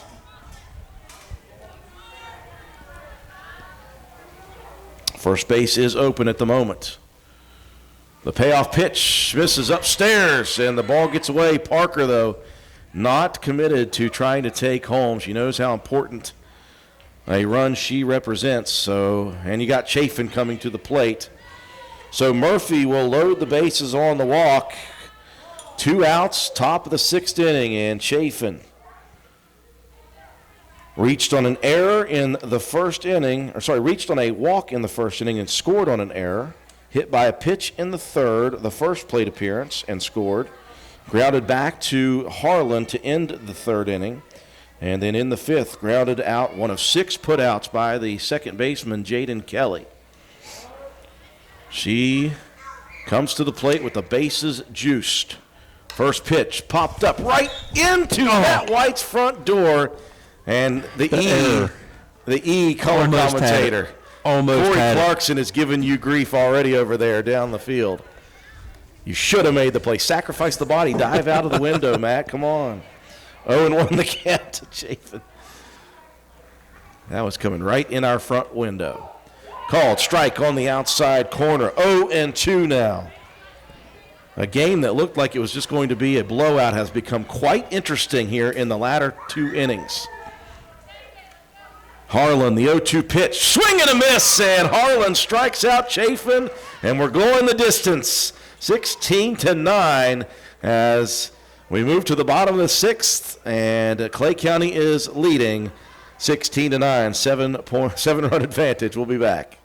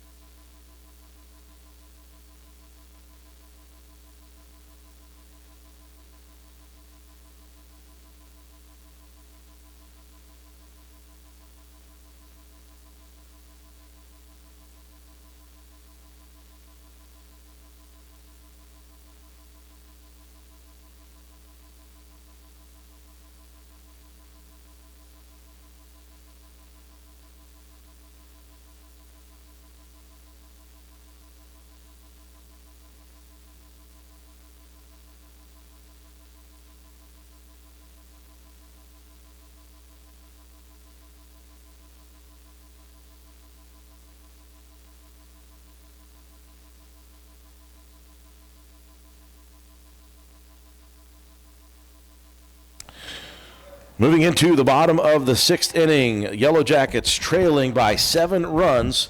Bases loaded, 1 out. And Harlan and the defense able to get out of the jam, only offering up 2 runs, which means we are going the distance here. They've avoided a short run opportunity in the bottom of this inning, and we'll move to the bottom of the 6th. A new pitcher coming to the pitcher circle. Quick change. Murphy moves from the pitcher circle to second, and the second baseman Morton is now your pitcher of record. Kinsey Drennan, 2-3-4, coming to the plate here in the 6th, 0-1 after Drennan swings at the first offering. Called strike on the next one on the outside corner. Quickly 0-2. Drennan hit by a pitch in the first, popped out in the third, walked and scored in that big 7-run 5th. 0-2 pitch. That one just drops out of the zone. 1-2. Drennan scored the first run of the game on Mitchell's sacrifice RBI back in that first inning. 1-2 pitch, again at the ankles, 2-2. It'll be Drennan, Mitchell, and Harlan to lead it off here in the bottom of the 6th. Wonder if the Yellow Jackets saved some more magic here for this 6th inning. And we got a 3-2 count. They went from down 11 runs in the 5th and going into that 5th to down just 4. And now they are back down by 7.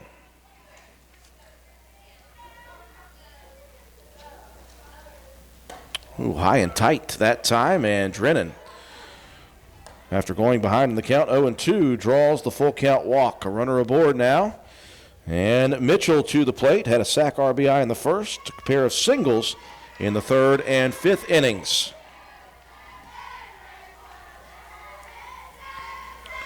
Morton rocks and fires, swing and a miss, and a steal attempt. And quickly and safely in at second with another stolen base is Drennan. That's 2 for her today. She just got a good jump on that one. Catcher really had no chance of getting her.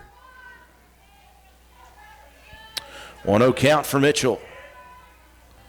16-9, Clay County leading. The pitch popped foul out of play. Count moves 1-1. Harlan on deck.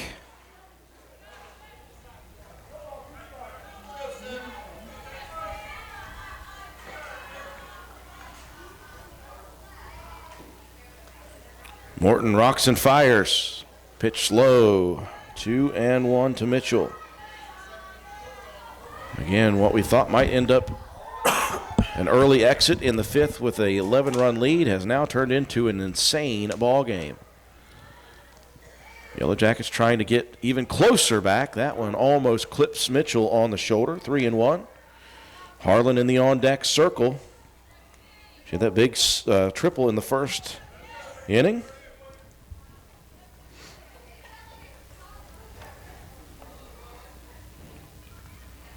Next pitch ripped into the gap between first and second. Drennan with the speed is going to come home to score. Mitchell heading out to second, and she is in safely with a stand-up RBI double. And just a good piece of hitting. Just drove that ball right in between the gap between first and second.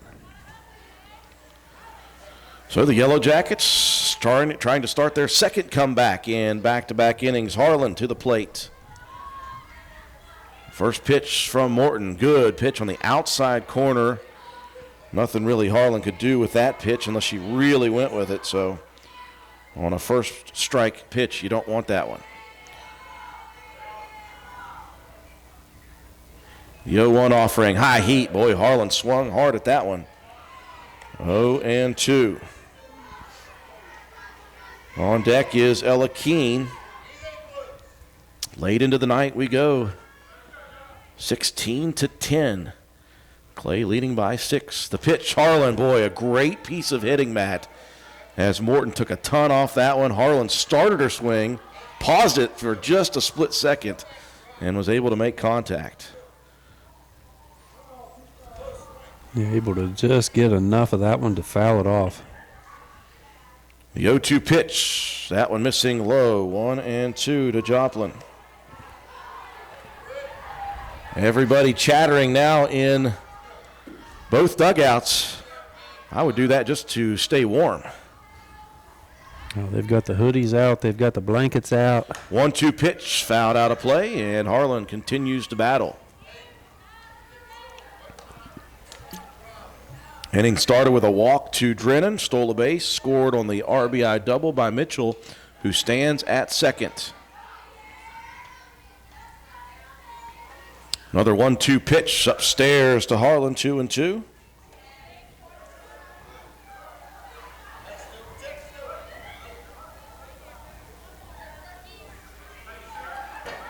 Big breath there for Morton in the pitcher's circle. The 2-2 pitch way upstairs. That's going to get away from Delwart, and that's going to advance Mitchell now to third. And a full count to Harlan after going behind 0-2. She fouled 2 pitches off and has battled to make it a full count.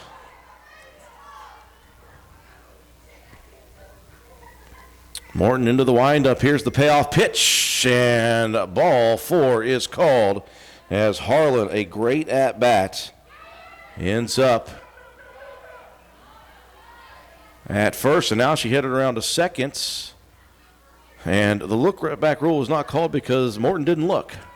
Yeah, all she had to do was let the hitter round that corner and turn her head and look over at the first baseman, and that would have been an easy out. Runners at second and third, and Ella Keene to the plate. First pitch to Keene in the dirt from Morton, 1-0. Keene grounded out in the first to the shortstop. Walked and scored on an error in the fourth, and then an RBI walk and a run scored in the fifth. 16-10 in the bottom of the sixth inning. 1-0 pitch slides inside, 2-0 to Keene. Still no outs on the scoreboard, so this has big inning potential, Matt, written on it. Yeah, 2 runners in scoring position. You got to think anything hitting to the outfield should probably be able to score too. And a 2-0 pitch down the middle, healthy cut. Keene squares it up, fouls it back out of play. And a 2-1 count now to the first baseman. Autumn Kraft in the on-deck circle. We'll talk about her crazy at-bat in the last inning here in a second. I'm still trying to explain that one to Katie. I think you need to explain it to me. That was interesting. I can explain what it's supposed to be, but what it actually was, I'm not sure. Morton into the windup. The 2-1 pitch. One hops. The catcher gets away from Delwart, and that's going to score another run. As Mitchell comes in from third, Harlan moves over to third. And the Yellow Jackets get 2 back here so far. And they are a third base runner away from making it a 4-run game yet again. It's just been a crazy turn of events. Spencer was down big earlier in the ball game. Down 11, battled back, kept themselves alive in the 5th inning. 3-1 the count, the pitch. This one is ripped into straight center field. Harlan will jog home. It gets through the wickets of the center fielder, and that's going to send Keene all the way around to third. She'll be credited with the RBI single, and then after the error, she is over at third. Still nobody out here in the bottom of this 6th. Yeah, just a huge rally. Yeah, great heart, great determination by this Yellow Jacket team to, it'd have been real easy to just kind of hang your head when you were down 11 getting ready to go home. Serious clean contact there by Keene, and now Keene's off the base pass, and she's going to try to head home, and she is out of the baseline, and I'm not sure what Keene was thinking. I think she thought she was further off the bag, Matt, than she truly was. Yeah, she was really only about 2 steps away from getting back to third. Yeah, I think it was just just kind of a lapse of, where you're at, field recognition. So that takes away a run opportunity, and here's one nubbed off the tip of the bat from Kraft. It was foul originally, Matt, and the spin moved it back into fair territory. Chafin, standing right at the bag, makes the unassisted ground out. Yeah, that thing just rolled right down the chalk. you thought at that angle that it was going to go out, but stayed in just enough for Chafin to make another big play down there at first. So just like that, Matt, nobody out, runner on third, becomes bases empty, 2 outs. Jaden Kelly reached on a walk the last 2 plate appearances, grounded out to the shortstop her first time. She has made hay defensively here. She's going to rip another one to the backhand of the shortstop, and no way that Wilmoth could get to that one. She got to it and kicked it with her foot to try to keep it in the infield. I'll give her credit for that. And Kelly aboard first now with the single. And Kelly once again got to first base, Matt. Got right back to it quickly. 2 outs, runner on first. Chloe May, the big 2 RBI double the last inning. And Kelly going to try to head to second and steal the bag. She does, standing up. Now she's going to try to take third. She's going to have to hustle, and the throw comes in not in time. So Kelly gets credited for the stolen base and then moves on to third with the throw in. 1-0 the count to May.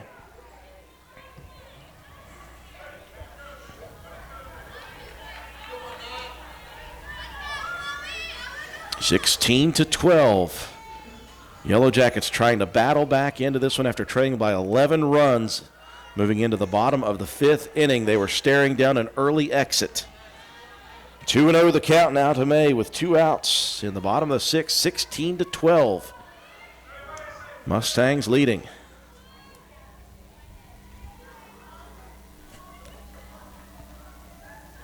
(2-0 pitch. This one is popped high into the night sky. And standing under it and making the grab for out 3 is Wilmoth. Runs back, 3 of them in the bottom of the 6th. We move to the 7th. We've got a 4-run ball game after this.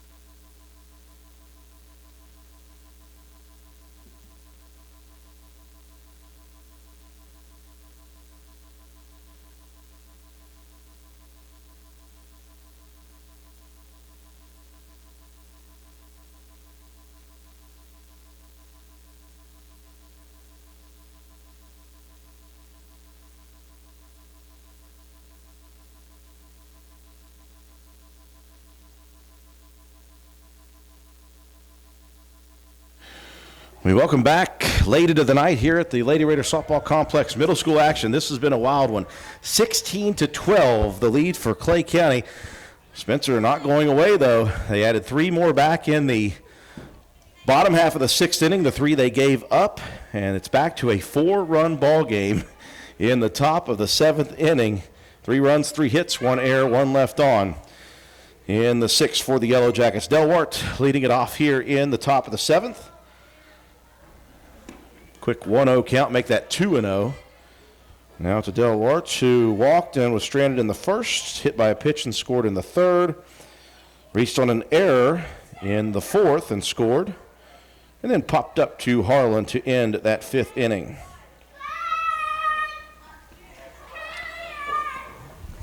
Two 2-0 the count. Next one missing upstairs. 3-0 now to Delwart. Yellow Jackets trailed again into the bottom of the fifth inning by 11 runs. They needed 4 runs to extend the game. They got that and 3 more.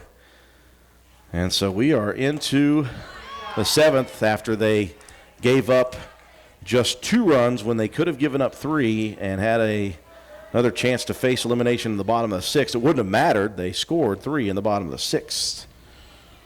3-0 swing by Delwart. 3-1. Harlan comes back with the inside corner fastball. 3-2 now. Hitters 5, 6, and 7 in the Mustang order. Morton to follow. She's now the pitcher, and then Johnson. Harlan trying to battle here. And just a feint of a swing there for Delwart as that one sails high.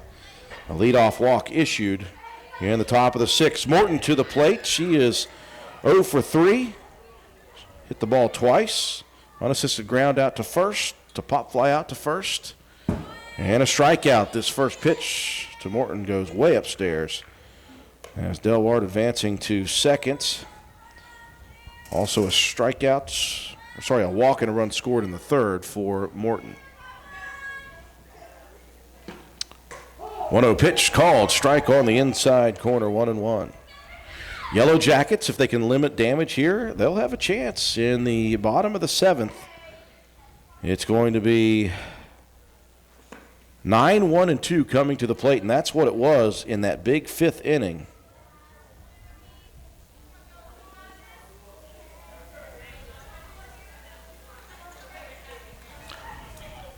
Two and 1 in the count. This one ripped foul, first base side. And the first base coach there showing some moves, getting out of the way of that rip shot. 2-2 the count to Morton. Just one of those self-preservation moves. You don't do it intentionally. It's just instinctual. Just get out of the way. Count remains 2-2, 16-12 Mustangs leading the Yellow Jackets. This really has been a wild last couple of innings. And called strike 3, inside corner, same location as the first strike. Nice job to battle back. Fell behind in the count. You throw a couple of really nice pitches in a row. Get that first out here, top of the 7th. Jackets still trailing 16-12. That is the 9th strikeout of the game now for Joplin Harlan. First pitch offered up to Johnson, and a late steal there for Delwart. So stolen base moves her along to 3rd. 1-0 the count to Johnson.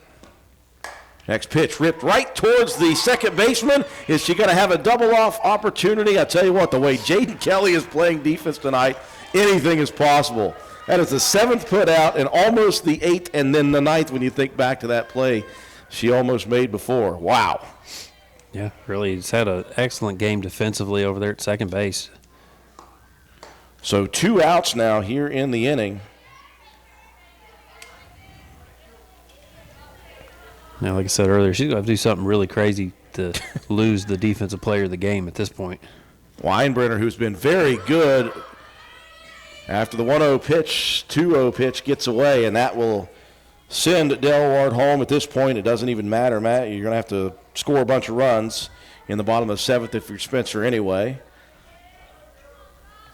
Weinbrenner, 2 for 3, actually 2 for 2.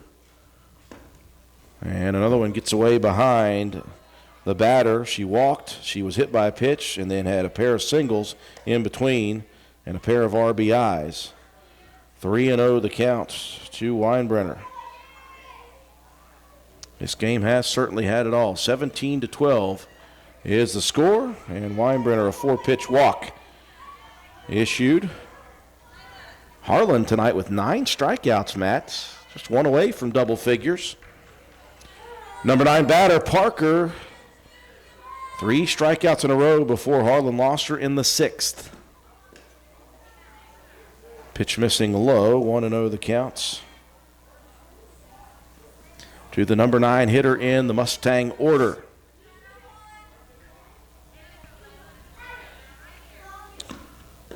That next one also low and inside, and that's going to advance Weinbrenner out to second. Count 2-0 to Parker. We are only doing this game on video, and we're going to upload it for YouTube. And I'll tell you what, it's going to take a century to upload this video. Yeah, it looked like it was going to be a quick game, a early ride home. It's turned into a marathon. Harlan fights back with a strike, now misses this one upstairs, 3-1, as Weinbrenner advances further over to third. Top of the Mustang order awaits Wilmoth in the on-deck circle.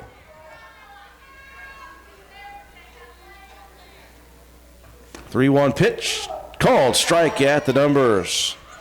Harlan continues to fight and battle here. 2 outs, runner on third, and a full count. The payoff pitch, called strike on the outside corner. Strikeout number 10 for Joplin Harlan, and we move to the bottom of the seventh. 5 to extend it, 6 to win it for the Yellow Jackets. We'll see if they can after this.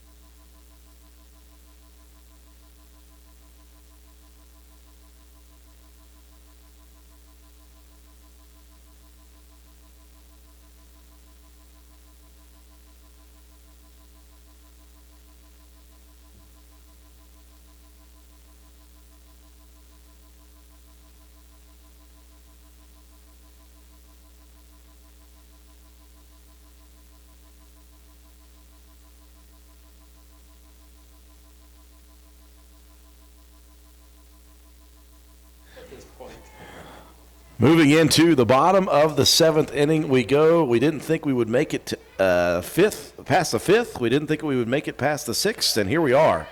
In the bottom of the seventh, this has been a wacky last few innings. At one point, Spencer Middle School trailed Clay Middle by 11 runs going into the bottom of the fifth inning. They needed at least 4 to extend the game. They ended up with 7 runs, so we moved to the sixth. They gave up a couple of runs to make it back to a 7-run disadvantage. And then in the bottom of the sixth, they plated 3 more to get it back down to 4-1 in the top of the seventh inning for the Mustangs. Looks like we have, Matt, a new second baseman checking in here. And she's going to head immediately to left field. That's Taylor that had just checked in.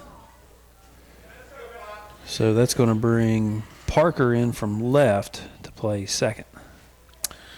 And again, Morton came in the last inning to relieve the starting pitcher Murphy, who still is on the hook for the victory. Although it's been wacky, the Mustangs have not trailed in this ball game. They took a 2-0 lead to begin in the top of the first, and they have held the lead throughout. But as crazy as this is, 5 runs to tie it, 6 runs to win it, that doesn't seem too far-fetched to me. 9-1-2, Maddie Smith stepping in first against Morton. First pitch missing outside. Smith struck out in the second, grounded back to the pitcher in the fifth, her first plate appearance, and then was hit by a pitch and stranded in that same fifth inning. Next pitch, inside corner, strike one. 1-1 the count. No matter what happens here, I am impressed with the fight and the determination of this Spencer Middle School team, who could have packed it up and gone home early. 2-1 the count to Smith. And you got to think back to that moment when you hit that first batter up, hits an in the park home run to really just jumpstart that rally. It just inspires your team, from top to bottom, and they say, "Hey, we got a shot at this one." Morton paints the outside corner, 2-2 the count now.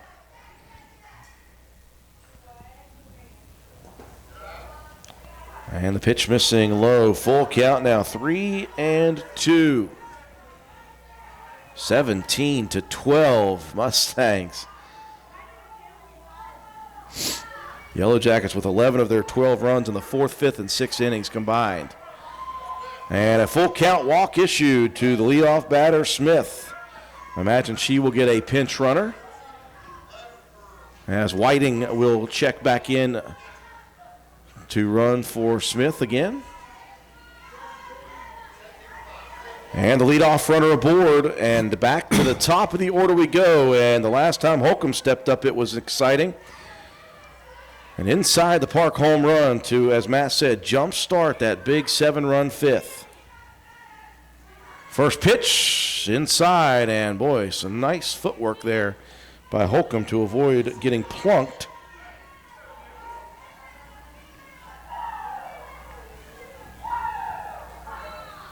Holcomb 1 for 4, but it was a big one. 1-0 pitch, healthy swing. And that was looking like she was going to try another inside the Parker. 1-1. So he was trying to knock that one out of the park, I think. He would have had to really bring out the 9-iron to get that one low in the zone. Yellow Jackets dugouts bringing out the 300 Spartan Warriors chant. Strike on the outside corner. Good location by Morton, 1-2. Yellow Jackets at the bottom of the 7th need 5 to tie. 6 would walk it off in the most insane middle school game I may have ever seen in my life, regardless of sport. As Morton delivers upstairs on that one, 2-2.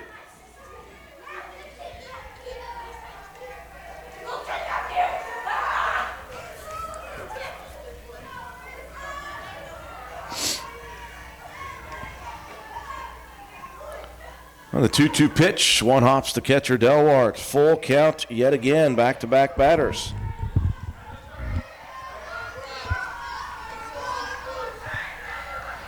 The bottom of the 7th we are. Did not think we were going to make it to this point in the ball game. This one jams the batter, but over at second, and that's going to be a tough play for Parker, who was already headed to second in case of a steal, and she had to reverse course. No way she could get that one to Chafin at first in time. And Holcomb, the infield single. Runners at first and second, no one out. Kenzie Drennan to the plate. She scored 3 of the runs here tonight. Walked twice, hit by a pitch once, and scored all 3 times on base. In the dirt for the first offering, 1-0. And you're into the meat of this Yellow Jacket order once again. I was going to say, if you keep a good eye here at the plate and get yourself on base, you're bringing up Mitchell, followed by Harlan. Mitchell is 3 for her last 3, including a double pair of RBIs today. 1-1 pitch, missing just upstairs to Drennan, 2-1. And again, you're down 5 in the 7th. You need base runners first, and that's what they've gotten. 2 base runners aboard for the Yellow Jackets. Nice timely hit, maybe to try to advance the runners around, maybe drive a couple in. Drennan takes a good cut at that one, fouls it against the cage. 2-2. Runners on first and second, no outs. Down 5 are the Yellow Jackets here in the bottom of the 7th. A 2-2 pitch, low and inside, gets away from Delwart. Runners advancing. That's important because it takes away the force out at any base. And for the 3rd straight batter here in the bottom of the 7th, we have a full count.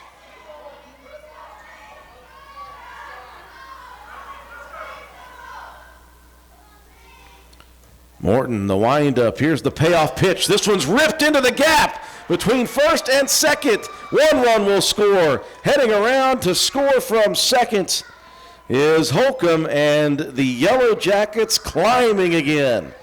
Just Down like to that. 3. Just like that. That previous 11-run deficit. And we keep talking about the way they've battled back. And just to have a chance in this ball game in the bottom of the 7th just speaks volumes about this team. Now stepping up Mitchell, and that one hits off of the foot again of the shortstop. They're going to advance Drennan all the way to third, and Mitchell now on the throw to third, heading to second. Mitchell actually fell coming out of the batter's box. And don't look now, Matt White, but the potential tying run in the bottom of the 7th is at the plate with nobody out and runners on second and third. It's just absolutely ludicrous the way this game has played out. First pitch to Joplin Harlan, high and outside. This is just nuts. 17-14, Clay County. Harlan had the big triple in the first inning. Walked a couple times since then, and she wanted to tie it with the swing of the bat right there. 1-1. She took a mammoth cut at that pitch. She was trying to knock that one over Ron White's house across the street. 1-1 offering. Called strike on the inside corner now. Behind in the count is Harlan. 1-2. She worked a full count in the 5th and the 6th and ended up with walks both times. Protect the plate time for Harlan. Here's the pitch outside and a little bit high, I think, is the reason that one was ball 2. 2-2 the count. We got to give her credit for a good eye on that one because that was so close. I would have definitely had to take a swing at that one. Here comes the 2-2 pitch and a called strike 3 on the inside corner. And Harlan goes down looking for the first out of the bottom of the 7th. That will bring Ella Keene to the plate. She had a big RBI single in the 6th inning. Walked a couple times before that and scored a couple of runs. One of those walks resulted in an RBI as well. Pitch upstairs, good stop by Delwart behind the plate. 1-0 the count. And again, the tying run is at the plate if those 2 on the base paths happen to score. 17-14 Clay, bottom of the 7th. Next pitch, swing and a foul ball, long foul ball, first base side. And the count evens at 1-1.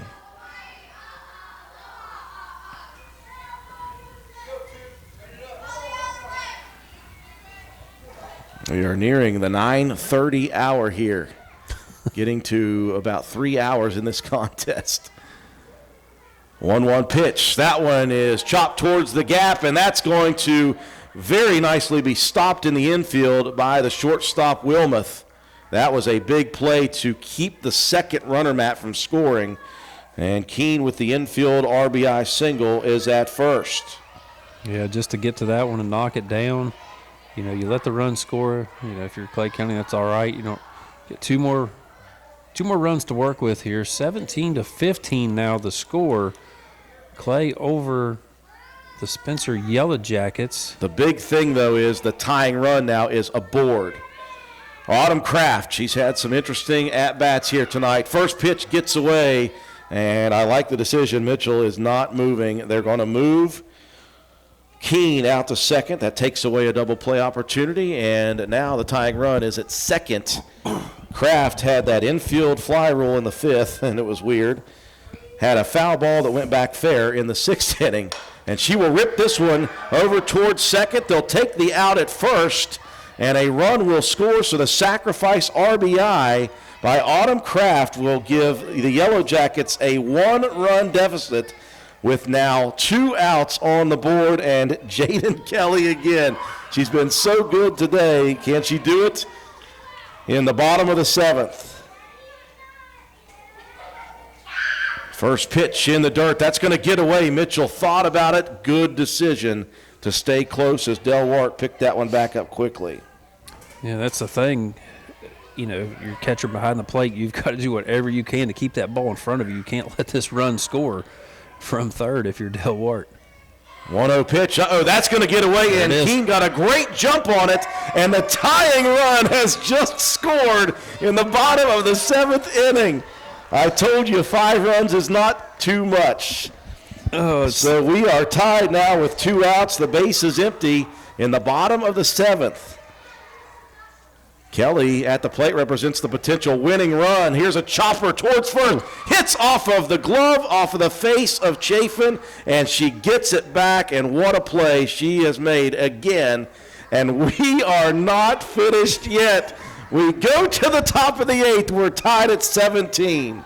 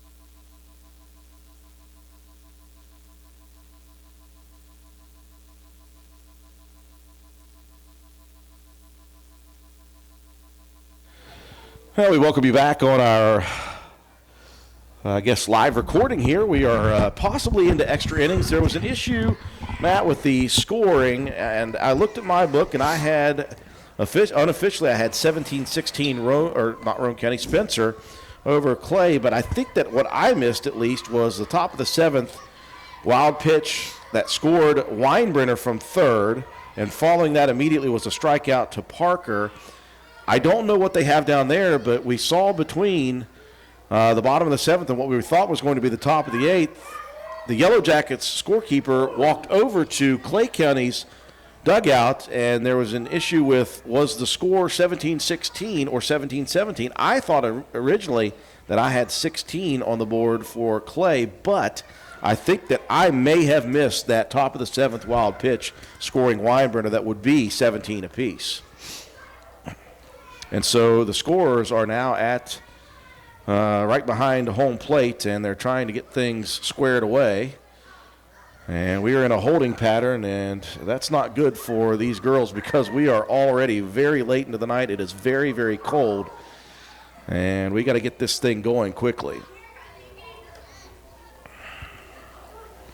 It just adds to the chaos that As I said, has been this game. While we were on break, Matt, I thought, what an anticlimactic ending to this craziness. And then I thought, well, that would be just perfect for this game. Is all of a sudden we're all jacked up and excited about extra innings, and suddenly we come back and the game's over. So.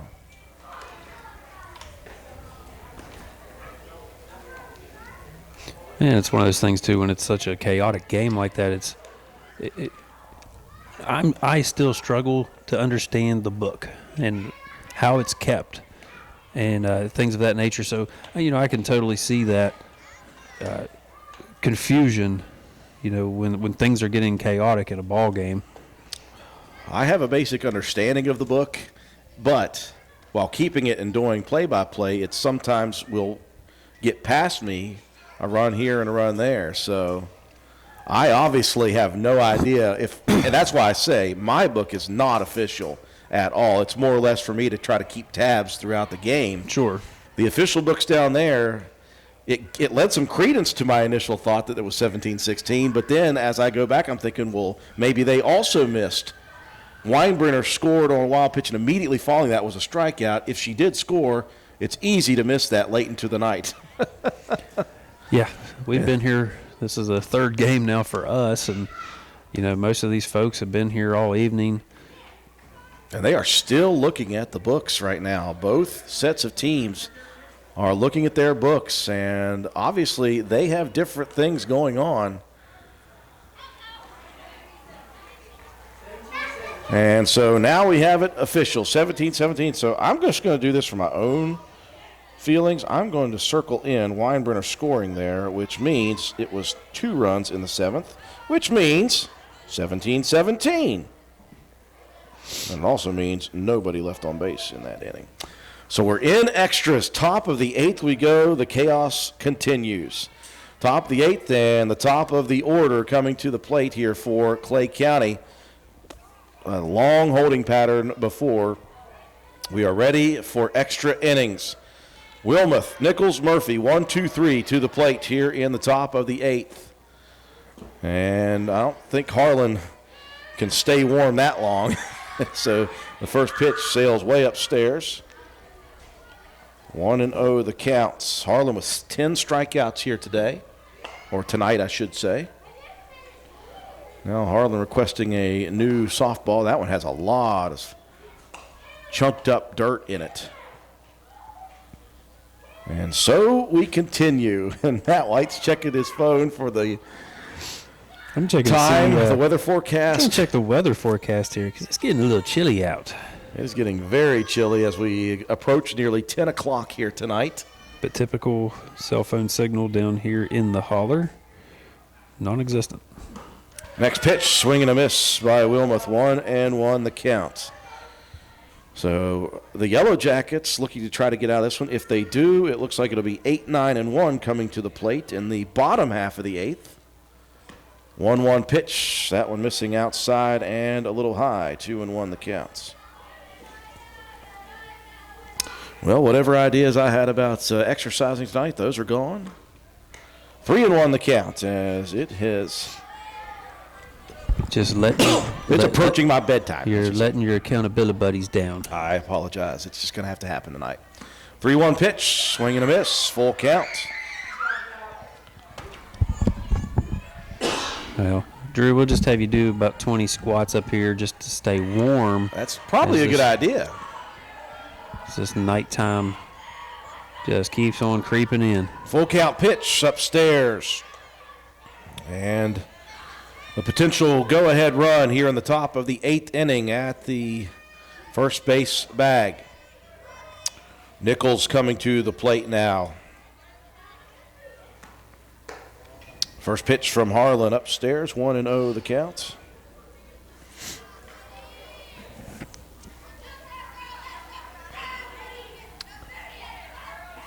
Next pitch, swing and a miss. They'll send the runner. The throw down is accurate, just a little late, as Wilmoth swipes second. And the go-ahead run now at second and in scoring position, 1-1 the count. On the swing and the miss by Nichols. 1-1 pitch. Good frame attempt that time by Matty Smith behind home plate. Just missing outside, 2-1. Swing and a miss on the next offering, 2-2 the count. Potential go-ahead run in Wilmoth at second. We're in the top of the 8th, 17-17. Next pitch gets out of the glove, and a late move to third by Wilmoth, but she will make it. And now the go-ahead run at third base. Full count to Nichols.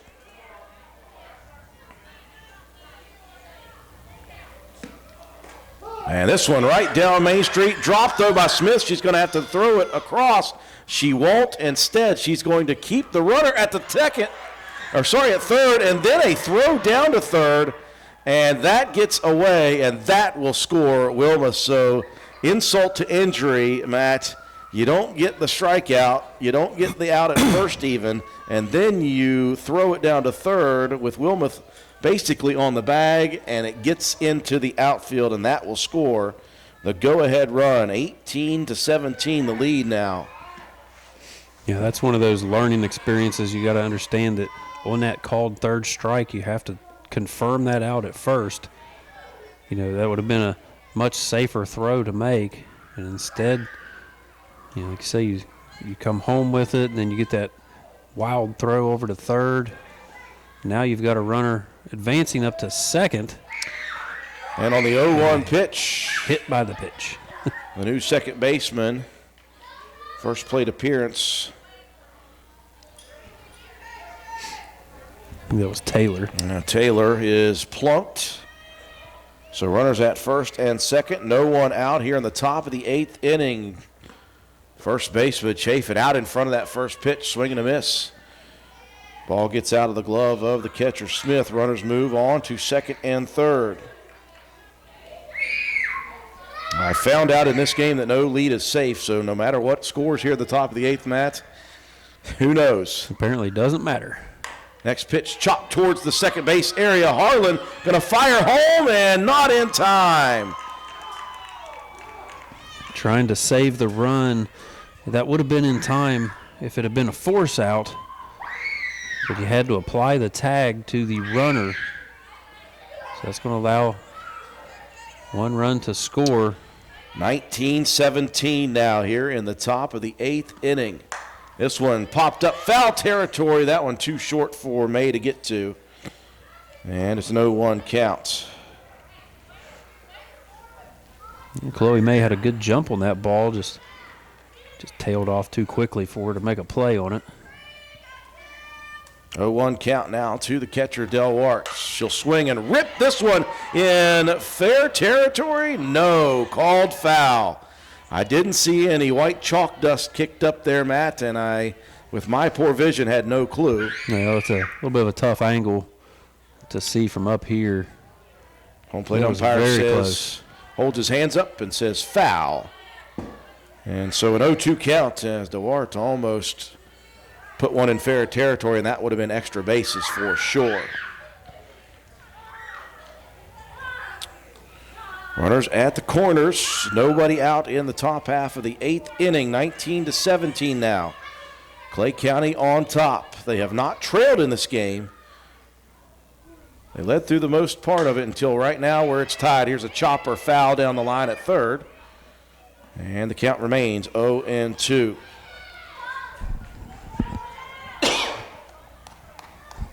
The night cold getting to my senses now.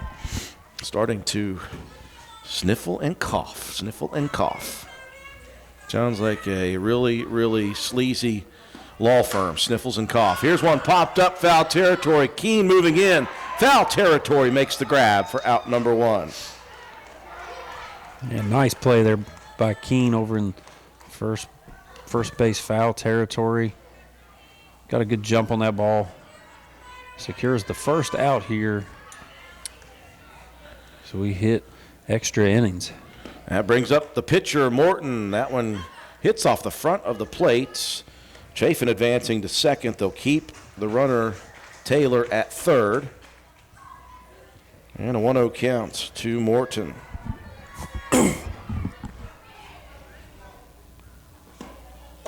Next offering right over the outside corner. 1-1, sorry. This game at this point, Matt, might not be downloadable. It might exceed my bandwidth. 1-1 pitch sails away. I have to plug that one up in the old editing software and divvy it up into halves. 2-1 to Morton. Runners at second and third. This one missing low, 3-1.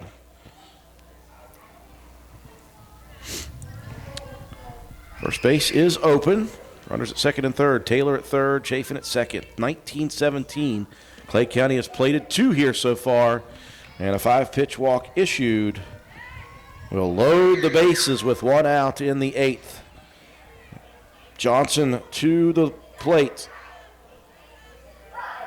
Actually, it won't be Johnson. It's going to be number 26, Burchett. She'll swing at the first offering. Pokes it foul on the third base side. These two middle school teams may take school off tomorrow at some point. We're in the top of the 8th. 19-17, bases loaded. Clay with the lead. Pitch inside, gets away. Runners moving. Taylor is going to score just in time. Boy, that was closer than I thought it was going to be. Smith delivered one perfect into the glove of Harlan, who had her hand up, and it almost tagged Taylor on the helmet. Third run of the inning, though, scored. Runners advancing, second and third, 20-17. Swing and a miss. 1-2 now to Burkett. That was a good scoop behind the plate there on the one hopper from Maddie Smith. 1-2 pitch, laying off the high heat. 2-2 the counts. Weinbrenner on deck. 2-2 pitch, missing high. Smith pops out of her glove, throws home, and not in time as Chafin falls safely over the bag and then struggles to get up there for a second. Took an awkward step. Yeah, she was leaning to the right and tried to reach back left foot and tag the home plate. Full count now to Burchett. Now 4 runs have crossed here in the top of the 8th. That's nothing. 3-2 pitch. And another one walked here. Runners at the corners. And Weinbrenner back to the batter's box. She's got a couple of base hits, a couple of RBIs, 3 runs scored on the evening. First pitch, one hops the catcher Smith. Scoop it up off of the plate as the runner advances to second. Second and third now, top of the 8th. Inside corner, called strike 1. Now throw over to third, and they got her off of the bag. They've got the runner at third as Morton caught napping. That's the second pickoff by Harlan there. Yeah, that's just a good heads-up play and good communication between Harlan and May over at third. You know, there's a lot of risk in that if you miscommunicate with your third baseman and that ball gets away. You know, it could be dangerous, but 2-1 to Weinbrenner. Called strike 2 now. We're down to 2 outs in the top of the 8th. The deficit for Spencer at the moment is 4. And a runner at second. Someone get control of that kid, please. Upstairs, 3-2. Full count to Weinbrenner. Parker in the on-deck circle. The 3-2 pitch. This one ripped towards the first baseman. Keene fields it, and onto the bag she goes for out number 3. All they need is 4. Why not? Here at the bottom of the 8th we go. Spencer trailing 21-17.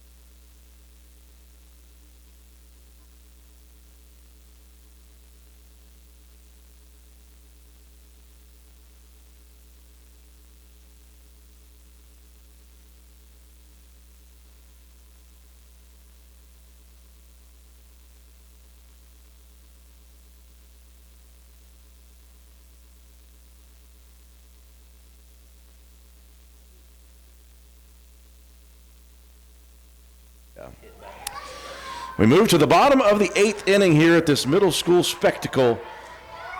Mustangs in the top of the 8th inning scored 4 on no hits. 21-17 is the lead for Clay County. They have not trailed in this game. They've only been tied twice at 0-0 and at 17-17. Let's see if the magic continues here in this game for Spencer Middle School. They need 4 to tie, 5 to win it in the bottom of the 8th. Chloe May at the plate. Swung and fouled off the first offering. This one in the dirt. 1-1 the count. Yellow Jackets have scored as many as 7 in an inning.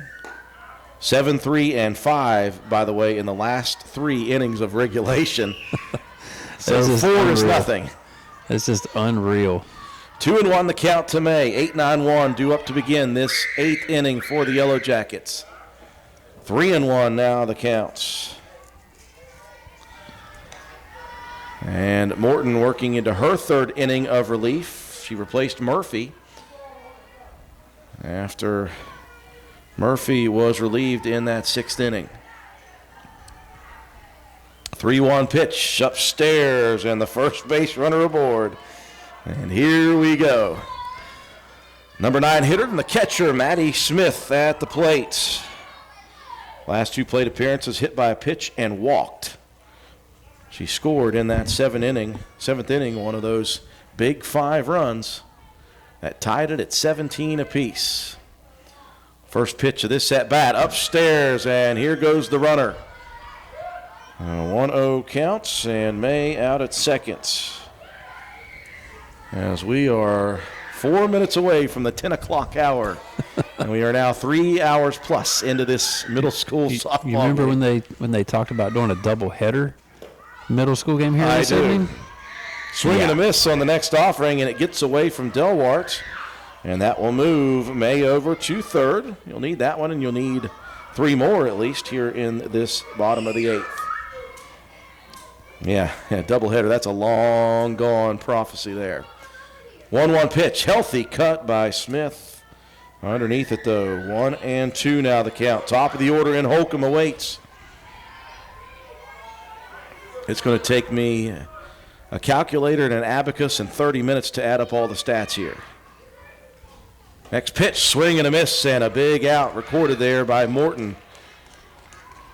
1 out in the bottom of the 8th, and back to the top of this order that has now become very dangerous for Spencer Middle School. Holcomb in her last 3 at-bats, and in the park home run, a single, 2 runs scored. She is at the plate. First offering, check swing, and that one called strike on the outside corner, 0-1. 21-17, bottom of the 8th. Clay County leading Spencer Middle in softball action. 0-1 offering. This one nubbed towards first base. Chafin fields it and very wisely just stands there, moves over, and tags the runner. But the job well done for Holcomb with a sacrifice RBI. You put it to the right side of the infield, Matt, and that scores 1 of the 4. Yeah, left plenty of time for the runner to come home. Yeah, good smart play there by Chafin. Again, she's been, the defensive stalwart here for this Clay County team this evening. The trouble for Roane County. The trouble for Spencer is they've got 2 outs, and here is a possible 3. Drennan over to second base. Parker fields it and gets it to the glove of Chafin for out number 3, and that will do it. In the bottom of the 8th inning, the third comeback unable to be completed by the Yellow Jackets, but what a crazy, crazy middle school game we have just had. 21-18, Clay County wins it in the bottom of the 8th. We'll take a break while I spend a lot of time writing. We'll be back to finish up here from the softball complex at Roane County High School.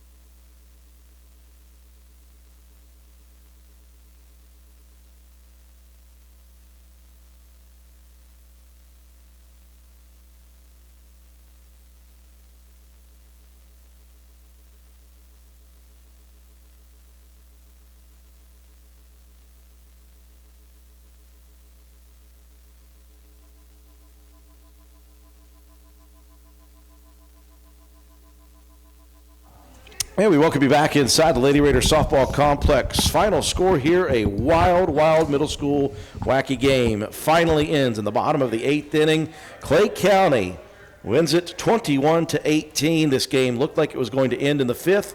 As the Yellow Jackets were down by 11, they needed 4. Instead, they got 7, and that just continued to be crazy after that. Runs scored on both sides. The Yellow Jackets tied it in the bottom of the 7th, trailing by 5, and they got 5 exactly on the dot. We moved to the 8th inning. Before we did that, we had a long pause to find out if all our scores were correct. Some of us had 17-16, found out we were wrong, and here we go to the 8th. 4 in the top of the 8th for Clay, the Yellow Jackets only able to manage 1 run in the bottom of the 8th inning. Final stats for teams: 21 runs for Clay County on just 6 base hits, 11 errors defensively for Roane County, and 8 left on base. For the Yellow Jackets, 18 runs on 11 base hits, only 4 errors defensively for Clay County, and 5 left on base. Piper Harlan pitched 8 innings of work. It was a wild one. It was almost Bull Durham, Nuke LaLucia. Walked 18, struck out 18, all that stuff. She did go the distance, struck out 11 batters, did walk 16, hit 4, gave up 6 hits and 21 runs in this one. Individually at the plate, it was fun to watch for the Yellow Jackets in the final 3+ innings. Marissa Holcomb goes 2 for 6 on the night. She had the in-the-park home run, 2 RBIs, and 2 runs scored. Kenzie Drennan finishes 1 for 3, a pair of RBIs, 3 runs scored, 2 walks, 1 hit by pitch, and 2 stolen bases. Lexi Mitchell goes 3 for 5, a pair of RBIs, 3 runs with a double. Joplin Harlan 1 for 3 with a triple, 2 runs. She was walked twice. Ella Keene 2 for 3 with 3 RBIs, 3 runs scored, and a pair of walks. Autumn Kraft 0 for 5. She did have a sacrifice RBI. Jaden Kelly 1 for 3 with a pair of runs, a pair of walks, and a stolen base. Chloe May 1 for 3 with 2 RBIs on a double, 2 runs scored, and 2 walks. And Maddie Smith 0 for 3 with a run scored, a walk, and she was hit by a pitch. Matt, that was a crazy one. Yeah, that says, to say the least, about this game. It was crazy. You got to love the grit, the determination of the Yellow Jackets to fight back. They should have been out of this one in the 5th with that 11-run deficit. They clawed their way back. They tied it up. We go into extra innings, and, you just kind of ran out of steam at the end. But, got to applaud the effort. And, big congratulations to that Clay County team. Yeah. They really battled in this one, too. They could have, looked, hung their head a little bit after they gave up that comeback. But they continued to battle as well. This was just a fun one to watch. It was back and forth. Clay led for the entire game, with the exception of the tying it up at the end. So the comeback was back and forth. The comeback was just a roller coaster. Get it to 4, back to 7. Get it to 4, back to 5. Get it to Yeah, I'll tell you what, fun. It was fun. Late into the night, long game, but that's okay, as the girls will enjoy watching this, hopefully, when we get it uploaded in the next century. And one more thing to do, Willitsey Starcher Auto Parts players of the game. I doubt there's going to be any problems with the defensive player of the game. That one has been wrapped up pretty quickly. Offense, a little bit difficult. The offense is going to be a little difficult. There was a ton of production. When we were in that area of the 5th inning, we thought it might be difficult because we only had 2 runs on the board, and then all of a sudden everything just went completely crazy. And defensively, it's Jaden Kelly had a fantastic outing over there at second base, made a ton of plays. I think she finished with 7 putouts, I believe, and nearly had another. Offensively, I think with that in the park home run, it just jump-started everything. And that was Marissa Holcomb. Finished the day 2 for 6 with that home run, 2 RBIs, 2 runs scored. Ton of production from everybody else as well. But I think that was really just the catalyst of what got this thing going, was when she hit that in-the-park home run to lead off that comeback rally. So congratulations, Marissa Holcomb on offense, and Jaden Kelly on defense. Willitsey Starcher Auto Parts players of the game. That'll do it for us here tonight. Long day. We'll do it again tomorrow as we head up to South Harrison for boys baseball action. For our entire broadcast crew, Katie Nutter, our camera person, Matt White, my color commentator, and Andrew Miller. Good night, everyone.